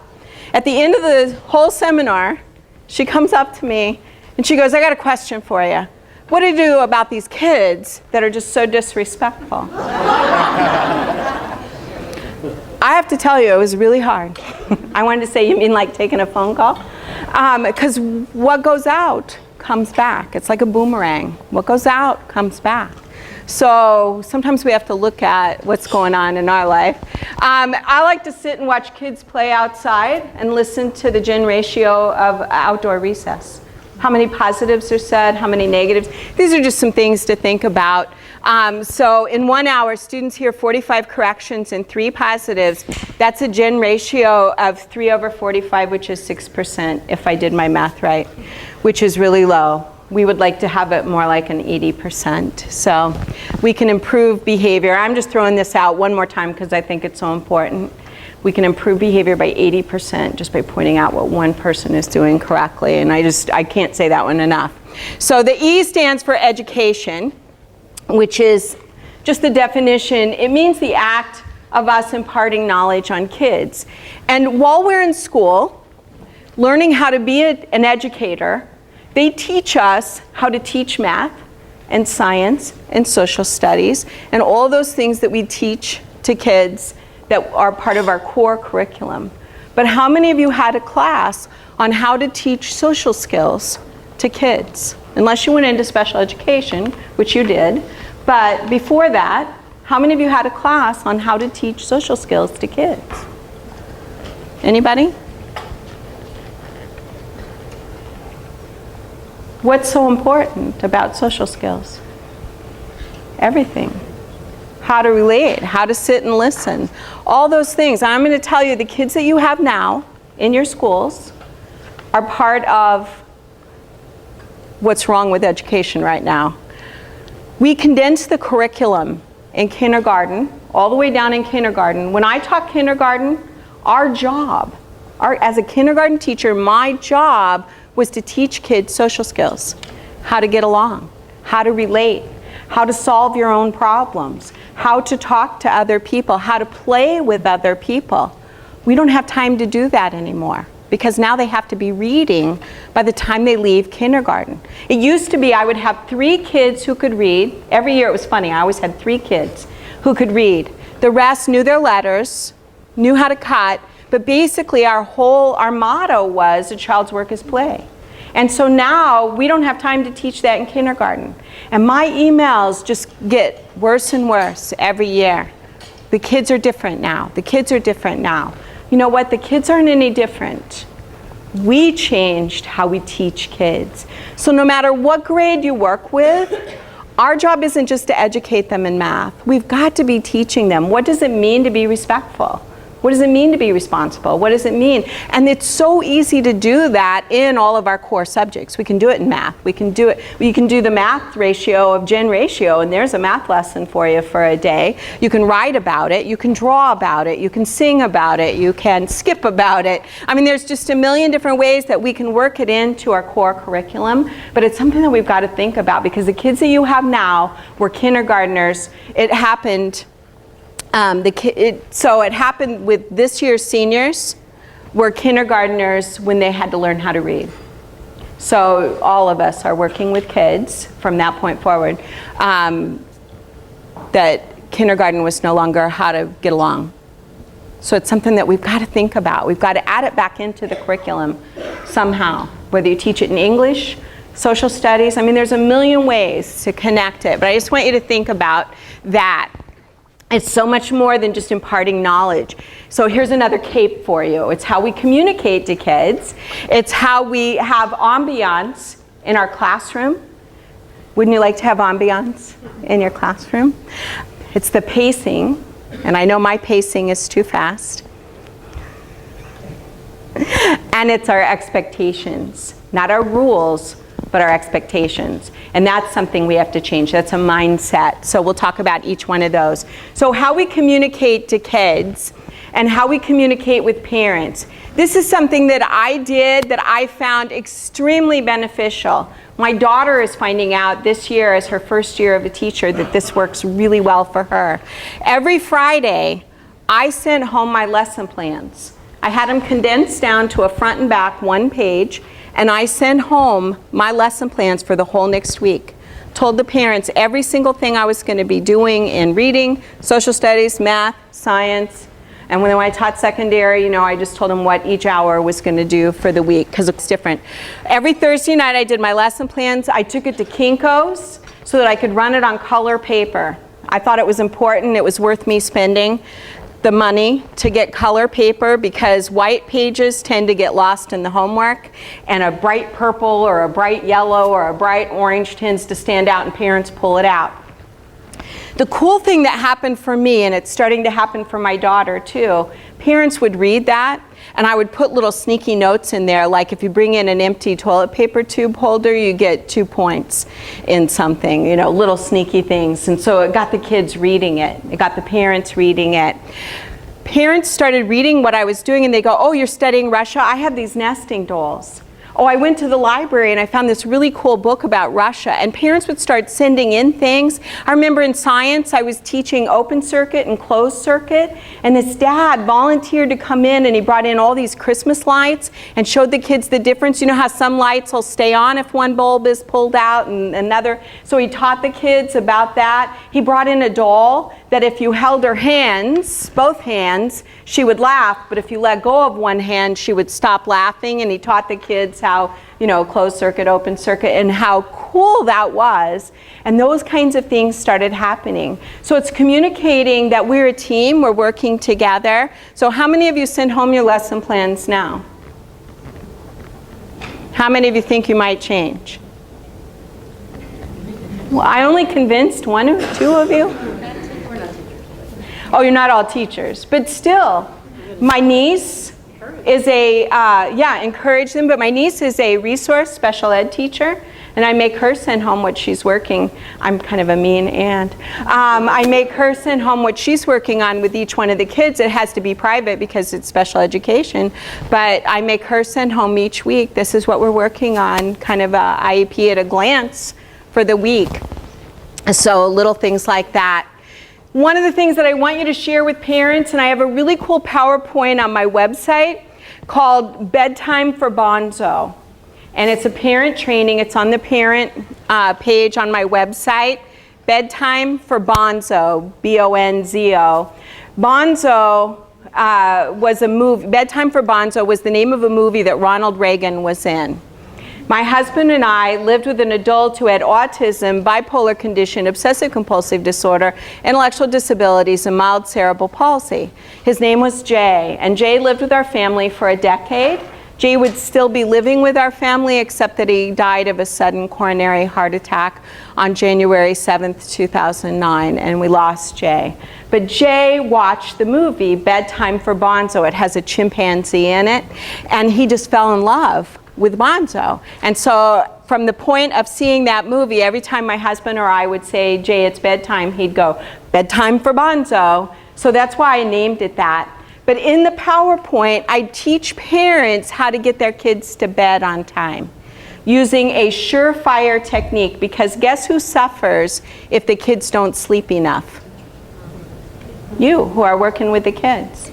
So in there, I use PBIS, database decision making. So I went on WebMD and I looked up how much sleep do kids really need. And it's in that PowerPoint. So be sure and share this with parents. And I make the parents do the math and figure out if their kids are going to bed on time. And parents are quite surprised that their kids are not going to bed on time. So I make them figure out what time do you have to get your kid up in the morning to get them ready for wherever you take them in the morning. Back it up and add another 30 minutes because no kid goes to sleep right away. And frequently parents find out they need another hour. Some parents find out they need another 2 hours. So it's paired with PBIS, which is database decision making. It's paired with equal choices. So the research from the University of Chicago and the University of Michigan on equal choices. Do you want to hear one bedtime story or two? Do you want to brush your teeth with the green toothbrush or the yellow toothbrush? Do you want to use the striped toothpaste or the sparkle toothpaste? And I tell parents it's worth buying 2 different kinds of toothpaste, 2 colors of toothbrushes. Do you want a piggyback ride or a horseyback ride to bed? So it's all, I show parents how that one doesn't work for 16-year-olds, but it's all about choices. And then it ends with Super Nanny, which I did this as a parent. Super Nanny wasn't around when I was a parent, but what do you do if your kid gets back up after you put him to bed? And this is what my husband and I learned worked really, really well. And I know I'm taking some time on this, but this is so important to share with parents, because guess what? They didn't go to school and learn how to be parents. They just became parents. So sometimes we have to share with them some behavioral strategies that will help them. If your kid gets up after you put them to bed, here's the deal. After you've walked out the door and said goodnight, if they get up, you pick them up. Make no eye contact. Carry them back in the room. Set them gently down on their bed and walk back out. They walk back out. Pick them up. No eye contact, no touching. Repeat the process until the child stays in bed. I promise you, you will only have to do that once. And it will take until 2 o'clock in the morning the first time you do it, probably. One of my children took till 2. One of my children took till 11. He was smarter. The older son I adopted when he was 12, so my problem was getting him up in the morning. And I have tricks for that too, but I don't have time to talk about that. But one of the things that I think is important to share with parents, to communicate with parents, is how to be better parents. Not in a way that smacks them in the face like you're not a good parent, but here's some strategies. Here's some techniques that other parents have found successful or useful. Every year in my classroom, this was a message I communicated to my students. If I had a principal that would let me paint on the wall, I would paint this on my wall. I would wait until the kids told me that it was not spelled correctly. When I was teaching high school one year, it took 3 weeks. I kept standing underneath it. And ladies and gentlemen, and finally one kid said, hey, I think that word's not right. I said, oh, well, let's look up how to spell that word. I always had a can of red paint, a little step ladder, and a little paintbrush, and I would come and spell it correctly. And I would paint it on the wall, and it never looked very neat. But my point, and the reason I took the time to do this in class in front of the kids, was to prove to them that everyone makes mistakes. And that's actually your job as a kid, is to learn from your mistakes while the mistakes aren't expensive. Because the older we get, the more expensive our mistakes are. And so it's a great message to share with kids, that mistakes are learning opportunities. So when my kids got in trouble, I would call them up to my desk to talk to me, and I would say, okay, you made a mistake. You found out that Miss Riffle doesn't like it when you take a wet paper towel and throw it and make it stick to the ceiling. What did you learn from that? You know, and towards the end of the year, the kids would come up, I know, mistakes are learning opportunities, and here's what I learned. But I thought that was a much better way of handling it than saying, you lose recess. Because what does that teach anybody anything? To hate you. And it punishes you. Kids need green time, they need outside time, they need that movement. And if you hold them in from that, or make them stand on the wall, you're just punishing yourself. So I always took away choice at recess. Oh, I'm so sorry that you chose to do that, and now you've learned not to do that. So today at recess you can play anything but soccer, because I know that kid loves soccer. It's amazing how quickly they learn not to do something when you take away their choice. You can go out, they'll spend the whole recess walking around trying to figure out what to do, because the last thing you said was soccer, so that's what they want to do. You have to know the thing the kid loves. Now that's for an elementary kid. One of the things that you can do is for secondary students, because I know some of you want some secondary ideas. It's a bummer that you chose to do XYZ, whatever it was. Everybody else, it cost them 10 tickets to get into the dance this Friday. It's going to cost you 15, so you've got to work extra hard. And you cause the students to have to work harder to get, and then you make sure that they get it. Give them those opportunities to earn those 5 extra tickets or whatever it is that they need to get into whatever it is that they might be wanting. I am a big believer in zeros aren't permitted. I had a teacher say to me one time, I gave her an F. Like that was going to stop the kid from having terrible behavior. The kid was acting up so she didn't have to do the work, and the teacher was sending her to time out and giving her an F for the paper. And I wanted to turn around to the kid and say, do you give a flying flip what letter your teacher gives you? I mean, if I was a kid that didn't care, I would say, you can give me a Z. I don't care what letter you make up, alpha, zeta. Make up a letter, give it to me as long as I don't have to do the work. So zeros aren't permitted, you have to keep redoing it. So this is how I graded papers. And this was real popular back in the 70s, and then it kind of died out. I always use a purple pen or a blue pen or an orange pen. I never use red, because red is such an angry color. And I know that when I was in college, I grew to hate the red pen, especially when I was writing my dissertation. So I like to use fun colors that are more positive sounding. It's better? Okay. So everywhere that they got it correct, they got a letter C. So what I would do is pass the paper back with the letter C's on it. Everything that was blank meant they had to redo it. When they turned it back in, I used a different color ink. And parents knew the purple was the first time, the pink was the second time. I always used the same colors every year, so parents became accustomed to that. If they didn't get it the second time, I'd call them up to my desk, because what does that mean? They don't understand it. It could have been a careless mistake, but if they miss it the second time, it is a real mistake, and I need to reteach. So I think this is a really good message to give to kids, that you can't turn in slop. You have to turn in your best. You're going to keep doing it until it's perfect. I had a 5th grade teacher myself who was like that. She'd make you keep redoing the paper until it was perfect. And her thing was penmanship, and it had to look like Zahner Blosser. And my last name started with a W, and I really wanted my parents to change my last name because I couldn't make a W like Zahner Blosser up on the wall, and she kept giving me my papers back. I'm like, please, can I change my last name? I make a C perfectly. Could you name me something else?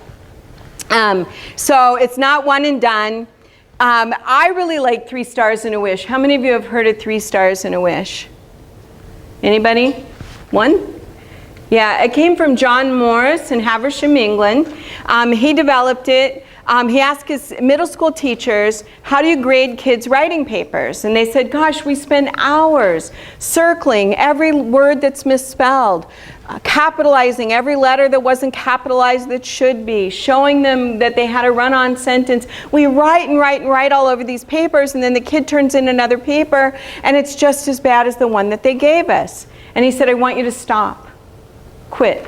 It's obviously not working. It's not changing how the kids are turning in writing projects. He said, from now on, I want you to do 3 stars and 1 wish. And they're going to redo that same paper until it's perfect. So the kid turns in a paper, and you write on there, I love the way you use personification in this story. It really helped me visualize the setting. And you draw a line to where the kid used personification, and the kid's like, wow, I used personification. And they actually look to see, what is personification? I didn't even know I used that. The spacing of your cursive handwriting really made it easy for me to read. Wow, my teacher likes that. I'll space it well next time too. And then the third thing might be the climax of your story really made it a pivotal piece in this story. And the kid's like, oh my gosh, I didn't even know I had an ending to my story. So you've pointed out 3 things the kid did well, and then 1 wish, 1 thing I want you to work on. Way to go, great story, can't wait to read it again. Try adding more detail to the main characters. Try adding adverbs, try adding adjectives. You know, each time you can add something else until the child has written this perfect paper. So it's called 3 stars and a wish. Is that how you had heard it? Okay. There's also another 3 stars and a wish that's a journal. And the kids write 3 things that went well that day and 1 thing they wish had gone different.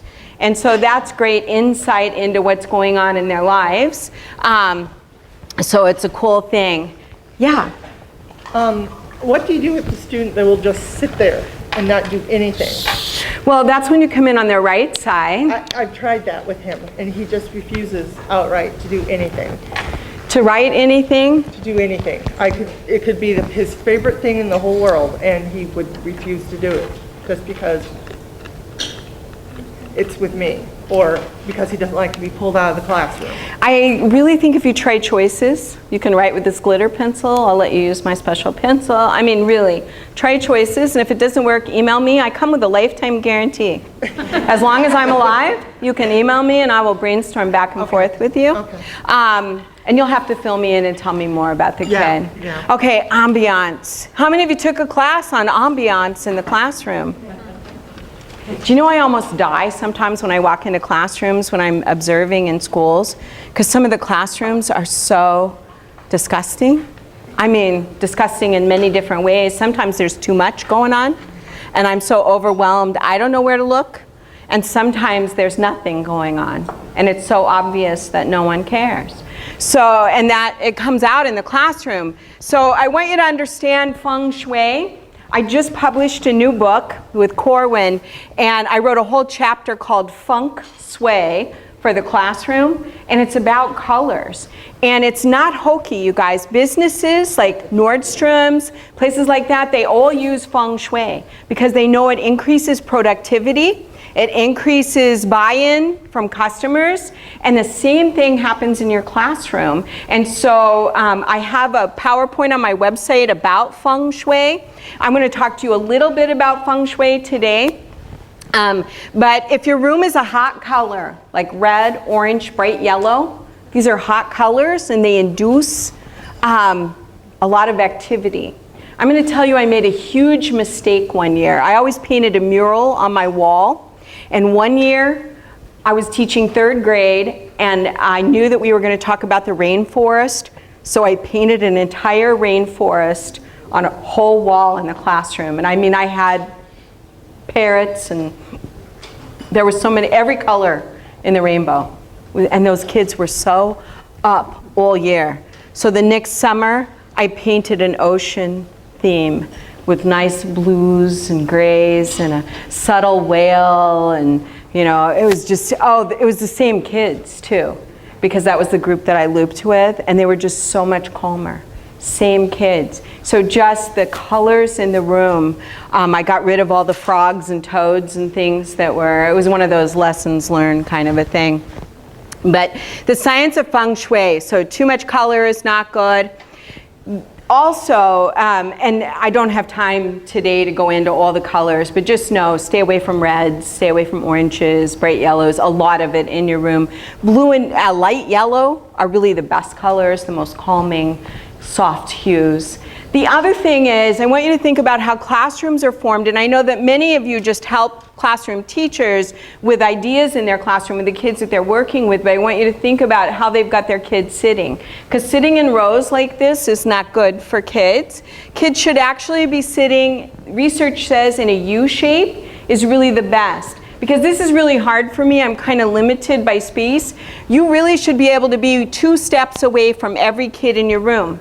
And so in my daughter's classroom, we set it up. She has a big yellow rug in the middle, and that's where she stands and teaches from. The yellow draws the kids' attention to her. So it's just a yellow, almost like a bath mat, but a little bit bigger than a bath mat, round, and that's where she stands in the center of her U shape, and all the kids' attention is drawn to her. She is no more than 2 steps from any kid in her class, and that makes the kids feel like they're on the front row. So a U shape is really the best, and she still has the kids sitting in groups of 4, but in a U shape, and everyone is still facing the board. It's pretty easy to do. So you can do it like this, or you can double row it, or you can do 4. But I want you to think about how the kids are seated.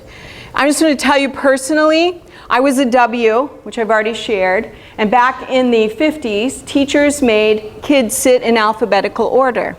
So I always was in the last row. As you can tell, I probably wasn't very tall because I didn't shrink.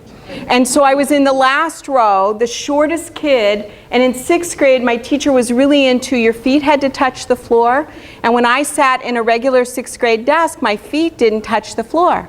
So the teacher made the custodian go down to 3rd grade and get me a 3rd grade desk and bring it down, and she sat me in the last row in a 3rd grade desk behind all the 6th grade kids in their 6th grade desks, and I couldn't see the board. And you got your hand smacked with a ruler if you got up. So I missed half the year because I was always trying to see the board. I was constantly trying to see around Russell Vaca, who sat in front of me and couldn't see over his head. So unfortunately, he sprouted early. Thinking about this, all the kids can really see. This is just a quick little thing of feng shui. You should have nature pictures somewhere in your room. Looking at nature pictures reduces anxiety by 37%. So you should have nature pictures, and then seat your most anxious kids so that they are facing and looking at the nature pictures, because it calms them down. One of the things that I believe in is that you should show nature pictures on the whiteboard as the kids are entering the classroom. That really helps get them centered and calmed down. And if you just follow feng shui, a round wooden table with pictures of students above it, over here, pictures of heroes, your door should be navy. You can cover it with navy paper, and it should have pictures of you outside of school, so that the kids can relate to you as a person. So like if you like to run races, if you like to ride bikes, if you have dogs, anything like that, so that the kids can relate to you.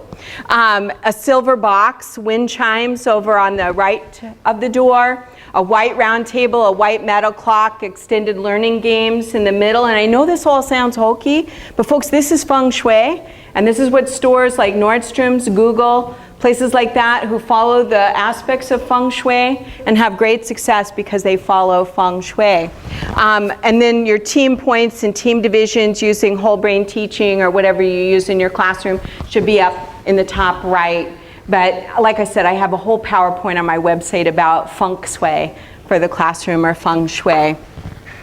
Put a piece of Velcro under all the kids' desks. Teach the kids that it's under there and it's something that they can fidget with. Now, one time I told teachers to do that, and a lady wrote to me and she said, I did your Velcro thing, but it's driving me insane. And I wrote back, what's driving you insane? She said, the noise. I said, what do you mean the noise? She had put 2 pieces of Velcro and the kids were... It's like 1 piece of Velcro. What I have found, the Velcro, if the kids pick at it enough, they can get it loose, and then, you know, that's a waste of money for you. So guess what never comes off? Bathtub appliques. You know, those little ducks or waves or things that you can buy to go on the bottom of the bathtub. If you've ever bought a house where the person before you put those down, you know how hard it is to get them off. Put those underneath the desk. and they have a nice texture, and once they're down, they're down. You just have to train the custodian not to scrape them off in the summertime. But they make a really nice one-handed fidget underneath the table and really helps with the ambiance in the room by giving the kids something to fidget with. Now, I talked to you about the fact that sitting on a hard wood or plastic surface wasn't good for kids. So what I like to do is change the seating in a classroom. When I went to Iceland, one of the things that I found so interesting in Iceland was that the kids do not sit on hardwood or plastic chairs. They sit on bar stools. And the bar stools are padded about this thick. They swivel side to side so the kids get vestibular input. They're cushioned so they get proprioceptive input. All the kids in Iceland are barefoot. So they've got their little stocking feet or their little bare feet, and there's a kickstand so that they can swing their feet, which you're all doing under the table. You're providing proprioceptive input to yourself to help you pay attention, especially right now because the carbs that you ate at lunchtime are starting to kick in. And you're having a hard time paying attention. I mean, you can hear it in the room that people are like going down, that carb crash is starting to happen. It happens with kids too. And so we've got to think about that and help teach kids how to do socially appropriate proprioceptive input. So this is a short video, there's no words, no talking, but these are ways to add cushioning to chairs for all ages. One of my schools in Alabama that I work with, they said, Miss Riffle, we figured out a way to get every single kid in our district a cushion for free. They went to their local business partner, they smiled at them. It's hard to resist a smile. And they said, we've got a way for you to touch every kid in our district with your advertising. And they got them to make stadium cushions that on one side said Capital Savings and on the other side said Alabama Trojans or whatever the name of their school district was. And so every single kid pre-K through 12th grade has a stadium cushion on their chair. So the older kids flip it up and use it as a backrest because they've got a little padding down there now. But the little kids sit on the cushion. It costs them nothing, and it's great advertising. A business can get 5,000 of those printed up for 19 cents a piece, which is very cheap advertising, and it's a win-win. It costs you nothing. Somebody's pride to go in and ask for something for free. But, you know, it's cheap advertising. So just look at this, and I'll just talk about it. These are different ways that I've padded chairs in schools. So this is a garden kneeling pad that I got for $1 at the dollar store. The kids like that. This is the stadium cushion, sponsored by a community sponsor. This is one of those little bath pillows. Works great for kindergarten kids. You can adjust the air in it, and it's got suction cups on the bottom. This is a sit and fit disc from Habilitation's catalog. Costs $39.95. This is a exact same thing for $10 at Walmart. A hunting seat cushion.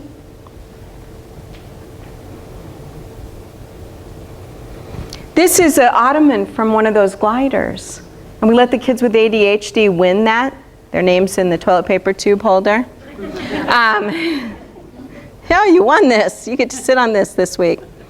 These are the typical bars. Everybody always wants to see the bar stools in Iceland, so this is from one of the classes. They have 50 kids in a class. This is for the kid that it might become a flying object. I sew it in.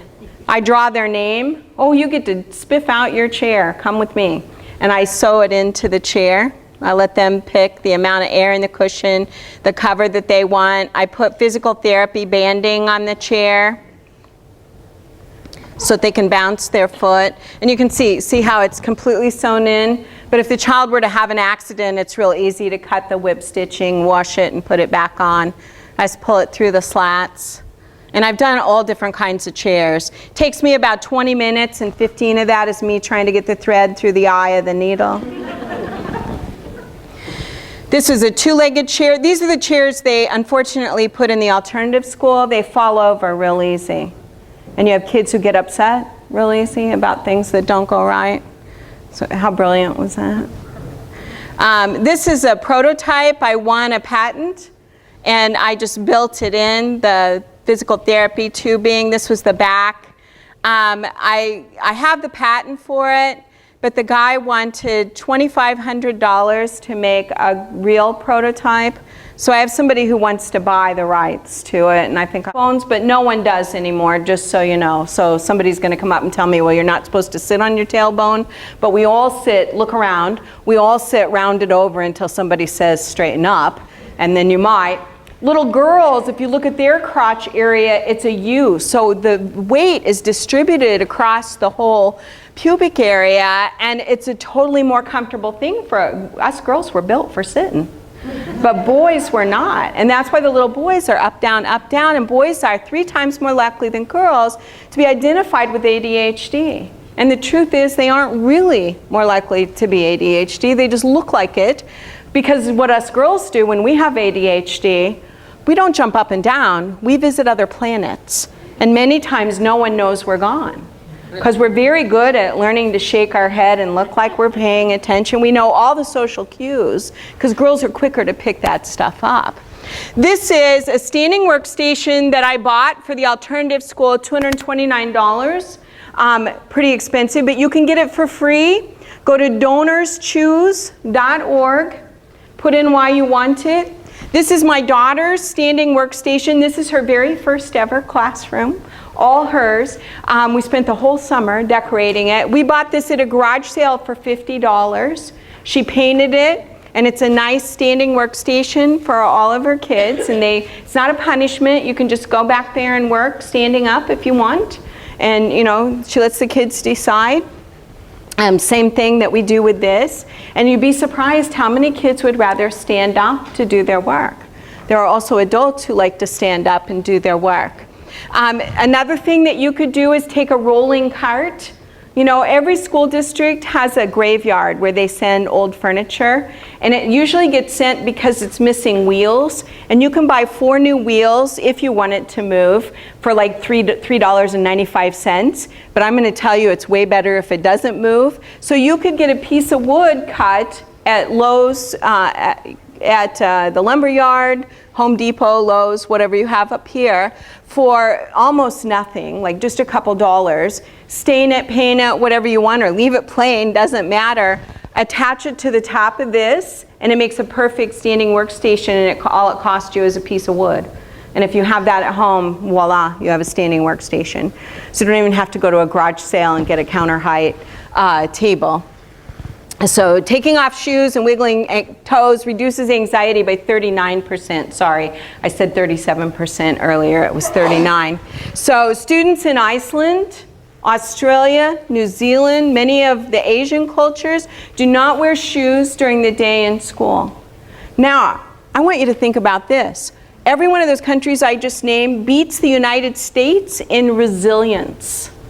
When you look at resilience, you know, kids who come from poor circumstances and how well they do, every one of those countries beats us in resilience. And if you think about how anxious many of our kids are, that internalizing behavior that's really hard for some of us to identify with or understand, taking off their shoes and wiggling their toes, and yet I get emails, I've got this kid and he keeps taking his shoes off. And I'm like, oh my gosh, that's your worst problem? Let me show you a real problem. I saw you a few years ago or last year, and I started doing this in my classroom, and the kids love it. Yeah. I just see that they're able to stand up. They are, it really does. What's the first thing you do when you get home? Take off your shoes, because it reduces anxiety. And yet I have people write me, and that's their big problem. What's the first thing a little kid does when they're mad? They kick off their shoes, and what do the adults try to do? Put their shoes back on them. I'm like, you know, I had a teacher write me because she kept getting kicked by this little 4-year-old kid's cowboy boots. And I said, take them off. And she goes, well, he loves his cowboy boots. I said, go to Walmart. They have got the cutest little house shoes that look like cowboy boots. Tell him, surprise, he won these, and he gets to wear them in class. And he stopped kicking her. Didn't hurt anymore, you know, so she didn't react. Let them take off their shoes. Now, our heart rates match the music that we listen to. Our heart rates go up when we're anxious. Rachel Freeman, and she did the initial research, and then I helped her mine the data. And what we found was children who have aggressive behaviors, their heart rates shoot up to 147 beats per minute, 45 to 90 seconds prior to an aggressive act. So right before I hit you, my heart rate was up on average 147 beats per minute. What do you look like at 147 beats per minute? Here's what I look like. I'm trying to find my pulse. You know, I can't find, you know, I know it's beating because I can feel it. But I have a hard time. But kids are in way better shape than me, so they don't look as bad as me when their heart rates are up. But we have time to intervene. We can be proactive if we know that kids' heart rates are up. So learn to read the tell. Their nostrils will flare. Each kid's different. Each kid has a different tell. Some kids will get a bead of sweat above their lips. Some kids, the tops of their ears will turn red, or they'll get a thrushy mark right here, or you'll see their chest going up and down. But you can definitely tell when a kid's heart rate is up. Now what's cool is, and this is why I passed out the music research article for you to read, is that your heart rate will match the music that's being played in the room. What we found at the alternative school that I work with in Oklahoma is that every one of their aggressive behaviors occurred within 5 minutes of a high energy transition. Think for a minute, when do your kids tend to get in trouble?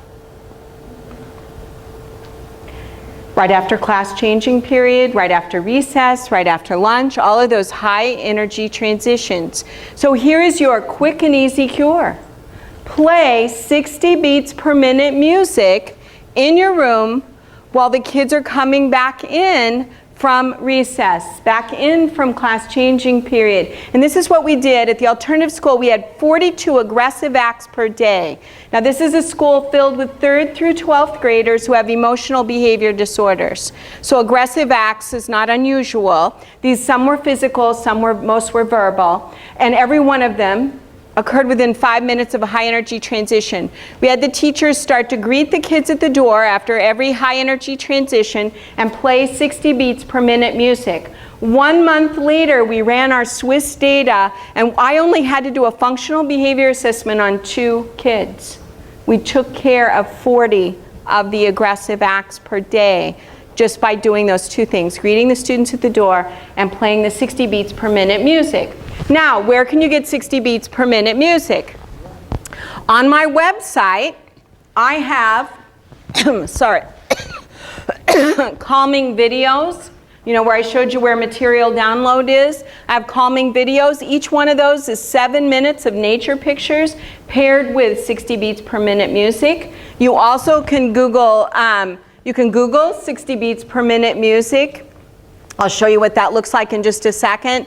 You can download Potion Factory, a program called Tangerine. Tangerine goes into your iTunes account, and it's free for 10 uses. It tells you how many beats per minute your own personal music is. So you can choose your own music so that you can play that in the classroom. If you don't have iTunes, you can download BTunes, which works on a PC and works in other. I know, but the article that I passed around said it still fills the room. Visual, like, yeah. Pulling up like waterfall and you relaxing video. Yeah. Would help. See, and mine comes with nature pictures, which would, and they can hear the beat. I mean, they can feel that they don't hear the beat. They can feel the beat. There's something about that, the beat in the room. And this is on Google, 60 beats per minute music. So. Plus, if they're in with hearing peers, it calms those kids down. So it's something to think about because those are their role models. And they're getting their information from the other kids. So it's definitely something to share with the teachers. The fluorescent lights, oh my gosh. If I ever won $1 million, I guess it would take, if I ever won the lottery, I would replace fluorescent lights in every school in America if I could afford it, because I hate them. And especially for our kids who don't hear, that flickering of that light has just got to drive them crazy, you know? How many of you get a headache if you spend a whole day under fluorescent lights? How many of you like when the lights get out in your classroom, you feel so much better? I can't tell you how many times I've gone in and a kid will be underneath the table, and then when the teacher turns out the lights to use the smartboard, the kid comes out. And I'm like, there's the communication. The kid's communicating, the lights are bothering me, you know? And I'm talking about little bitty kids who can't really tell us. Well, there's a program, HughLight.net, happens to be 2 teachers in Oklahoma. There was a little girl in Owasso, Oklahoma, who had a reading disability which made the letters jump around and move on the paper.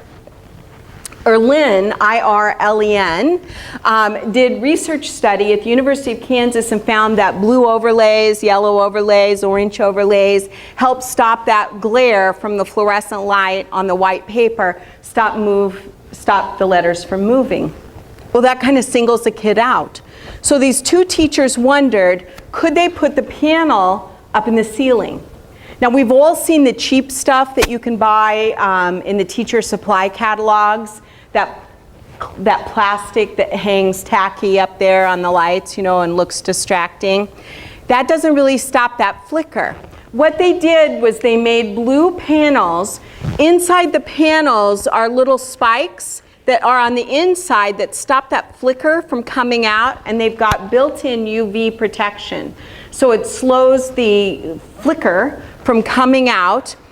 It has been so successful. What happened was the little girl that had the reading disability, and there's a specific name for when the letters jump around on the paper, she could all of a sudden read with these panels in the ceiling. But the principal, whose classroom that was in, said, oh my gosh, there were 3 kids in here who were frequent flyers to the office. Not that little girl, but 3 other kids. And when we put the panels in the room, those 3 kids stopped coming down. So without telling another teacher why, a room that had frequent flyers in it, she put the panels in that classroom. Those kids stopped coming down to the office. She wrote a $9,000 grant and got those panels put everywhere in her school. This is a school with over 1,100 kids in it. She has a daycare center in the school all the way up to 5th grade. So 1,100 kids. Last year, she had 0 office discipline referrals. Now, they were doing other things, but she totally says the HughLight panels, so HughLight.net, totally helped. It wasn't that by itself, but it totally made a difference. Now, my daughter's working on her dissertation, and what she's going to do is take baseline data of normal classroom disruptions. And then once she's got a good month-long baseline, she's putting in the HughLight panels and going to continue to take intervention data and be able to prove what kind of difference these panels make. Here's how you can get them free. Go to HughLight.net, figure out how many you need for your classroom, then go to donorschoose.org, write up why you want this for your room. And schools were getting them last year on donorschoose.org. So it's definitely something that you can, so it's HughLight.net. Everybody always goes to HughLight.org, and that's something else. So I'm going to tell you, at the alternative school that I work at in Kansas, I can read without my glasses in the classroom that has the HughLight panels. I have to wear my glasses in the other rooms. So it makes that much of a difference for me. And if you think about fluorescent lights, I promise I'll come to you in a second. Fluorescent lights were put in schools back when we had blackboards and chalkboards. And now think about, because everybody's got the whiteboards now. So you've got the glare of the white fluorescent lights bouncing off the white board, and then throw in all the technology that we use. And nobody ever said that was best for whiteboards and technology, but it's what we still use because it's cheap. It really doesn't. When the lights are out, you can tell they're blue. When you turn it on, you can't tell they're blue. That's what's cool. You know, now when the lights are out, they definitely look blue. But if you think about those plastic panels that people buy, you know, from the teacher supply, they hang down in the middle. So that flicker, that 100 hertz, HZ, 100 times per second, that's a lot of flickering. That's a lot of headache. So it's definitely something to think about. Are we okay? Because you guys are standing up. Am I supposed to do a break or anything? Okay, all right. Just wanted to make sure. So just shut me up if I need to. So one of the things that you could do before you get the hue light panels, ask teachers to put in a desk lamp in the classroom and use a 60-watt bulb and have the kids transition into a darker room. You know how much calmer you feel when it's dark? Now, not so dark that Love Fest can go on in the back corner, especially at the secondary level, but here's my articles on what we did at the alternative school. So the Special Ed Connections on May 2nd, 2012, and in this newsletter, Today's School Psychology, this past January 2013. The title of it is Recognize Alternatives to Use of Seclusion. And I talk about how we changed the lighting and changed the greeting at the door and how much we were able to decrease the aggressive behaviors. So remember the story of David, not the one from the Bible, but this morning, the one I told you about think twice before wearing perfume. I have one little girl in my mind that just drives me nuts. I was a middle school severe multiple disabilities teacher, and she got hit by a train, had traumatic brain injury. She was a little baby when she was hit by the train, and she used to cry. And she could never tell us what it was, you know, no matter what we tried augmentative communication-wise, she could never get out to us what it was that was bothering her. And I swear to you now, it probably was the perfume. Because when I fell and got a traumatic brain injury, I mean, just anybody wearing perfume would send me into an instant migraine. And that never bothered me before. And I just think about that. So think about food smells, stuffy smells in the classroom, you know. Sprinkle baking soda on the carpet and let it sit over the weekend and then vacuum it up. That can really help. Room fresheners and deodorizers can cause asthma and reactions. So those people that use those plug-ins, it's not always a good thing, but the baking soda usually is pretty good for getting rid of the stuffy smells that people are trying to get rid of by using the plug-in things. So now pace. Downtime is death in the classroom. And this is what I see at the secondary level so much. 1 minute of downtime. How many of you have ever done acting where you were like on the stage, you know? And what do they say about when it's dark in the audience? 1 minute is equal to 5 minutes in the dark. And it's like that in the classroom. 1 minute of downtime is equal to like 5 minutes in the dark, and the kids get out of hand. So it's so important to have your ducks in a row and not have any downtime. I can't believe how many times I'm observing in a room, and it always starts when the teacher doesn't have their ducks in a row. And so that pace is so important. One of the things that makes pace pick up is to use games. And one of the things that Sir Ken Robinson said, the creativity guy from TED Talks, about how kids' fear of failure. I want you to think about this. There's a really cool book called Reality is Broken by Jane McGonigal, and she talks about why people are addicted to games. Think about that. Why do you all have a friend who's addicted to Candy Crush? I know nobody in here is because you don't have time. But how many of you know somebody who's addicted to Candy Crush or Farmville or something like that? But the reason that people get addicted, and they take, I don't know if you know this, but you know, they do research on what you're doing, and there are people who play 40 hours a week. They work 40 hours a week and play 40 hours a week. So who are they ignoring while they're playing 40 hours a week on Candy Crush or Angry Birds or whatever it is? I don't get into those things. I play solitaire when I'm bored on the airplane. That's as creative as I get with gaming. But the reason that people are addicted to games is the fear of failure is taken away. If you die, you know, if you go over the edge and die, you get a second life.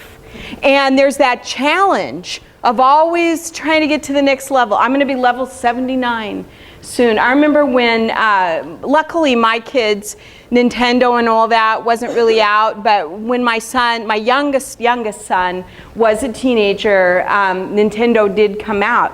And so we bought him one game, the Mario thing, and I never got past level 3, that bird that spit eggs at you, you know. I always went off the edge and died. But it was so cool because I would come back to life. and I could try again the next time. And that's the thing that we've got to instill in the classrooms and make it more fun to pick up the pace. So on my website, on behaviordoctor.org, under the material downloads, I have a game page. And what I did was I went out on the internet and I found all the people who so kindly put free templates out there for you. And there's like, who wants to be a millionaire? Are you smarter than a 5th grader? All of those things. And the cool thing is they're beautiful graphics, and all you have to do is put in your questions and answers, and just cool things. So check it out. There are 83 games that it links to that you can download the templates for. So there's just tons of people out there who've done all kinds of cool things. So now we're going to talk for a second about expectations. How many of you are in a school that uses the words expectations and not rules?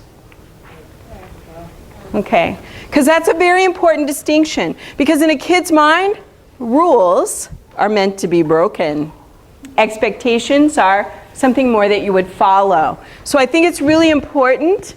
We don't want to say the words stop, quit, don't, or no, because what happens next? Whatever you say next is the last thing the kid hears.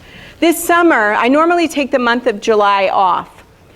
This summer, a preschool in Harlem asked me to come up and help with behaviors up there.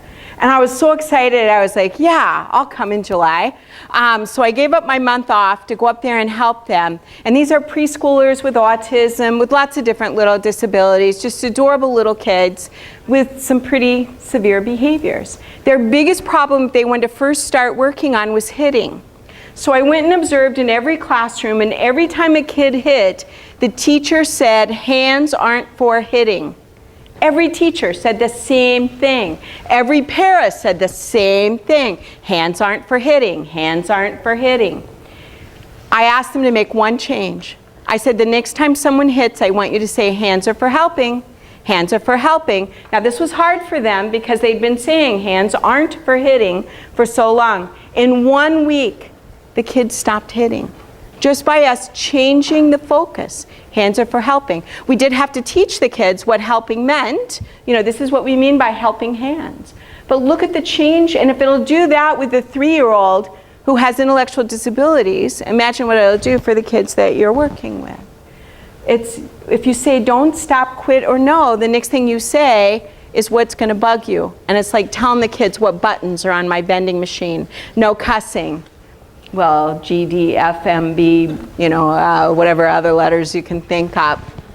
So this is a story about my brother back when I was a kid. When I was a kid, kindergarten was a social experiment. Now you know how old I really am. They didn't provide kindergarten. They were trying it to see if it was any good.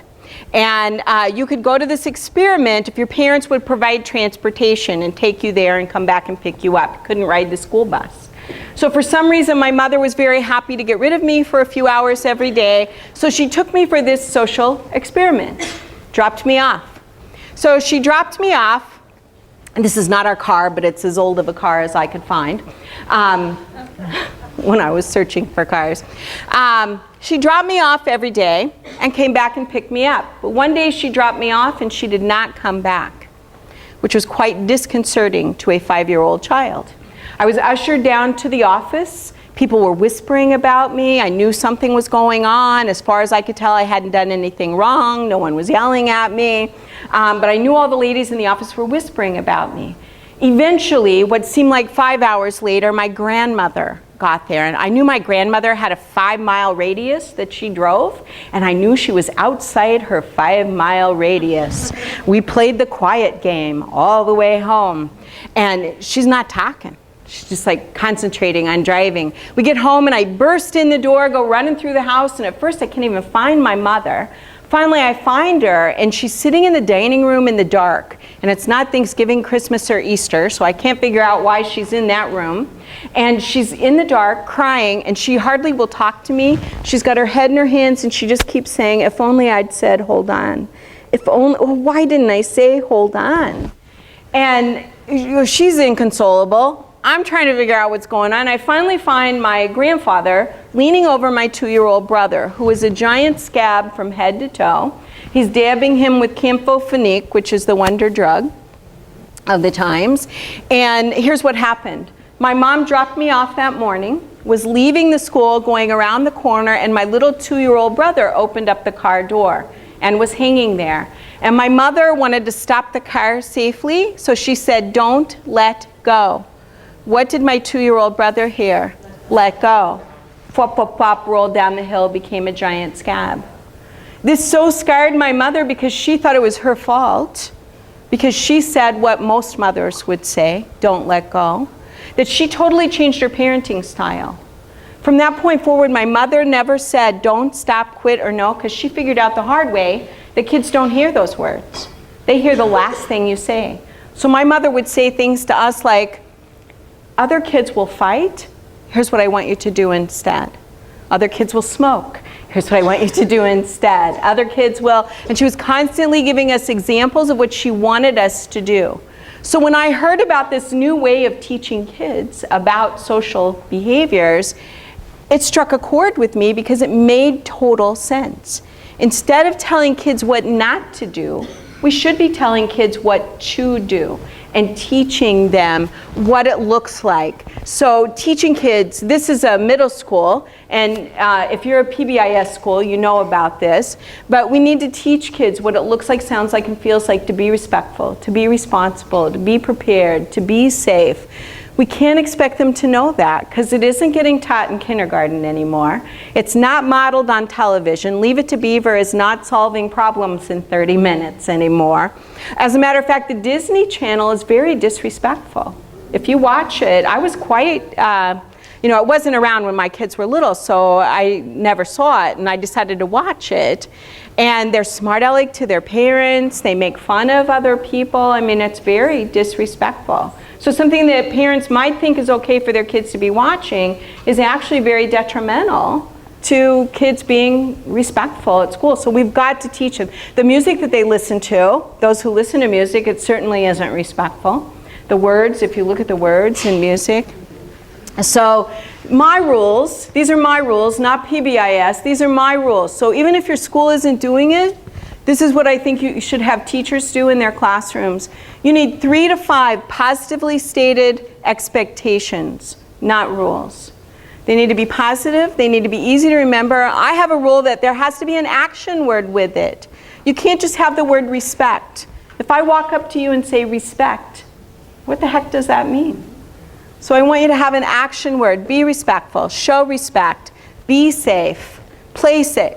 Have some kind of an action word with it.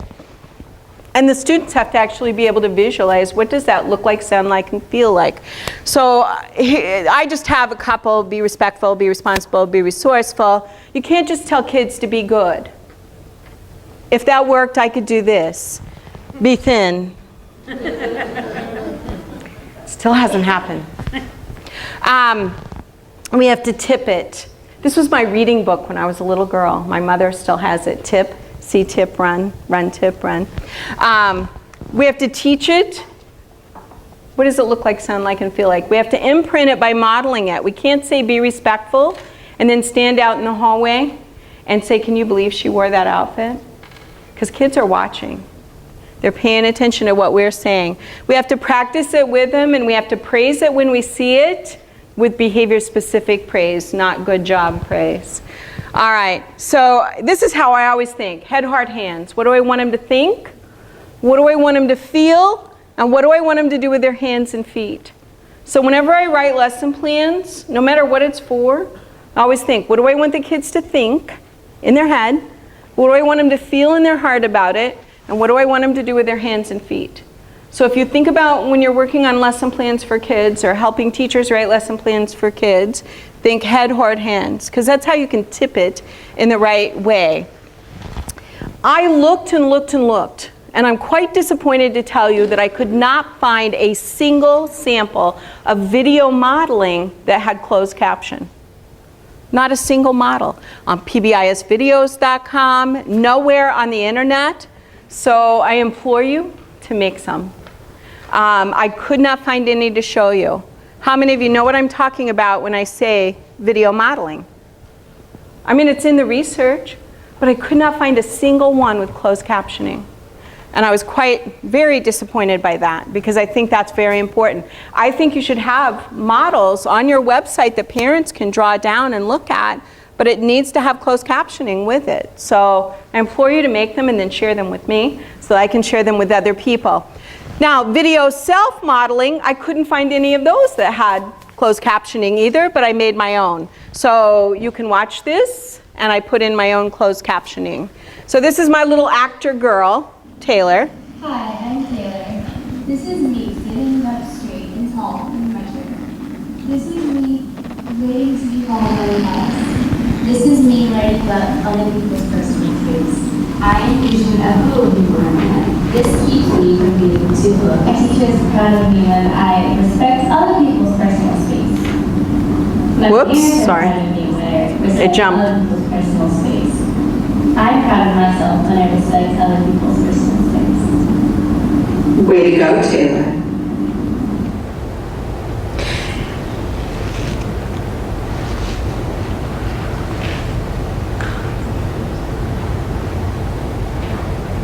This summer, I'll just stop that. This summer, I hired a group of actor students to portray a classroom, and I went to Bettendorf, Iowa, which is where I had a free classroom space to do this, and we taped training videos on feng shui, which we're still working on editing, so it'll be a while before those are, is it time? Oh my gosh. Anyway, okay. So, wow, the day always goes fast here. You guys are such a good group. Anyway, let me tell you some more things that are coming out from Behavior Doctor seminars. Already, which I've shared before, but I just want to remind you, I have radio broadcast, 26 dolls to talk about the kids in your classroom, Ants in the Pants Arthur, Bite Me Barbie, Cussing Cookie Monster, Debating Dora, Eloping Elmo, Fighting Fred Flintstone, Gregarious Gingerbread Man, Hypochondriac Holly Hobby, which is my #1 download every month, Investigating Inspector Gadget. Anyway, I go through the whole alphabet, and they are all about 30-minute radio broadcasts that you can look at. I've got new books coming out. I've got a book called Duct Tape is Not a Behavioral Intervention. Yeah, drats, can't use it. And Corwin, I just finished Yellow Zone Strategies, and it is available and out now. So I've got Red Zone Strategies, which has been on the market for 2 years, and now Yellow Zone Strategies, which are for those Tier 2 kids, because that's the piece that I think has been missing in the literature. What do we do with classroom management strategies at the Tier 2 level? So it's, and I just developed a new training, which is 2 whole days of Tier 2 interventions that you can download off my website. So remember, I come with a lifetime guarantee. If you have a problem, you can email me, and I will brainstorm ideas with you, and as long as I'm alive. After that, you can talk to my daughter. Did you get some things you can take back and use? Okay. There's a little bit more on the PowerPoint. Well, maybe 130 more slides. I knew I wouldn't get to all of them, but I wanted you to have access to them. So they're there for you.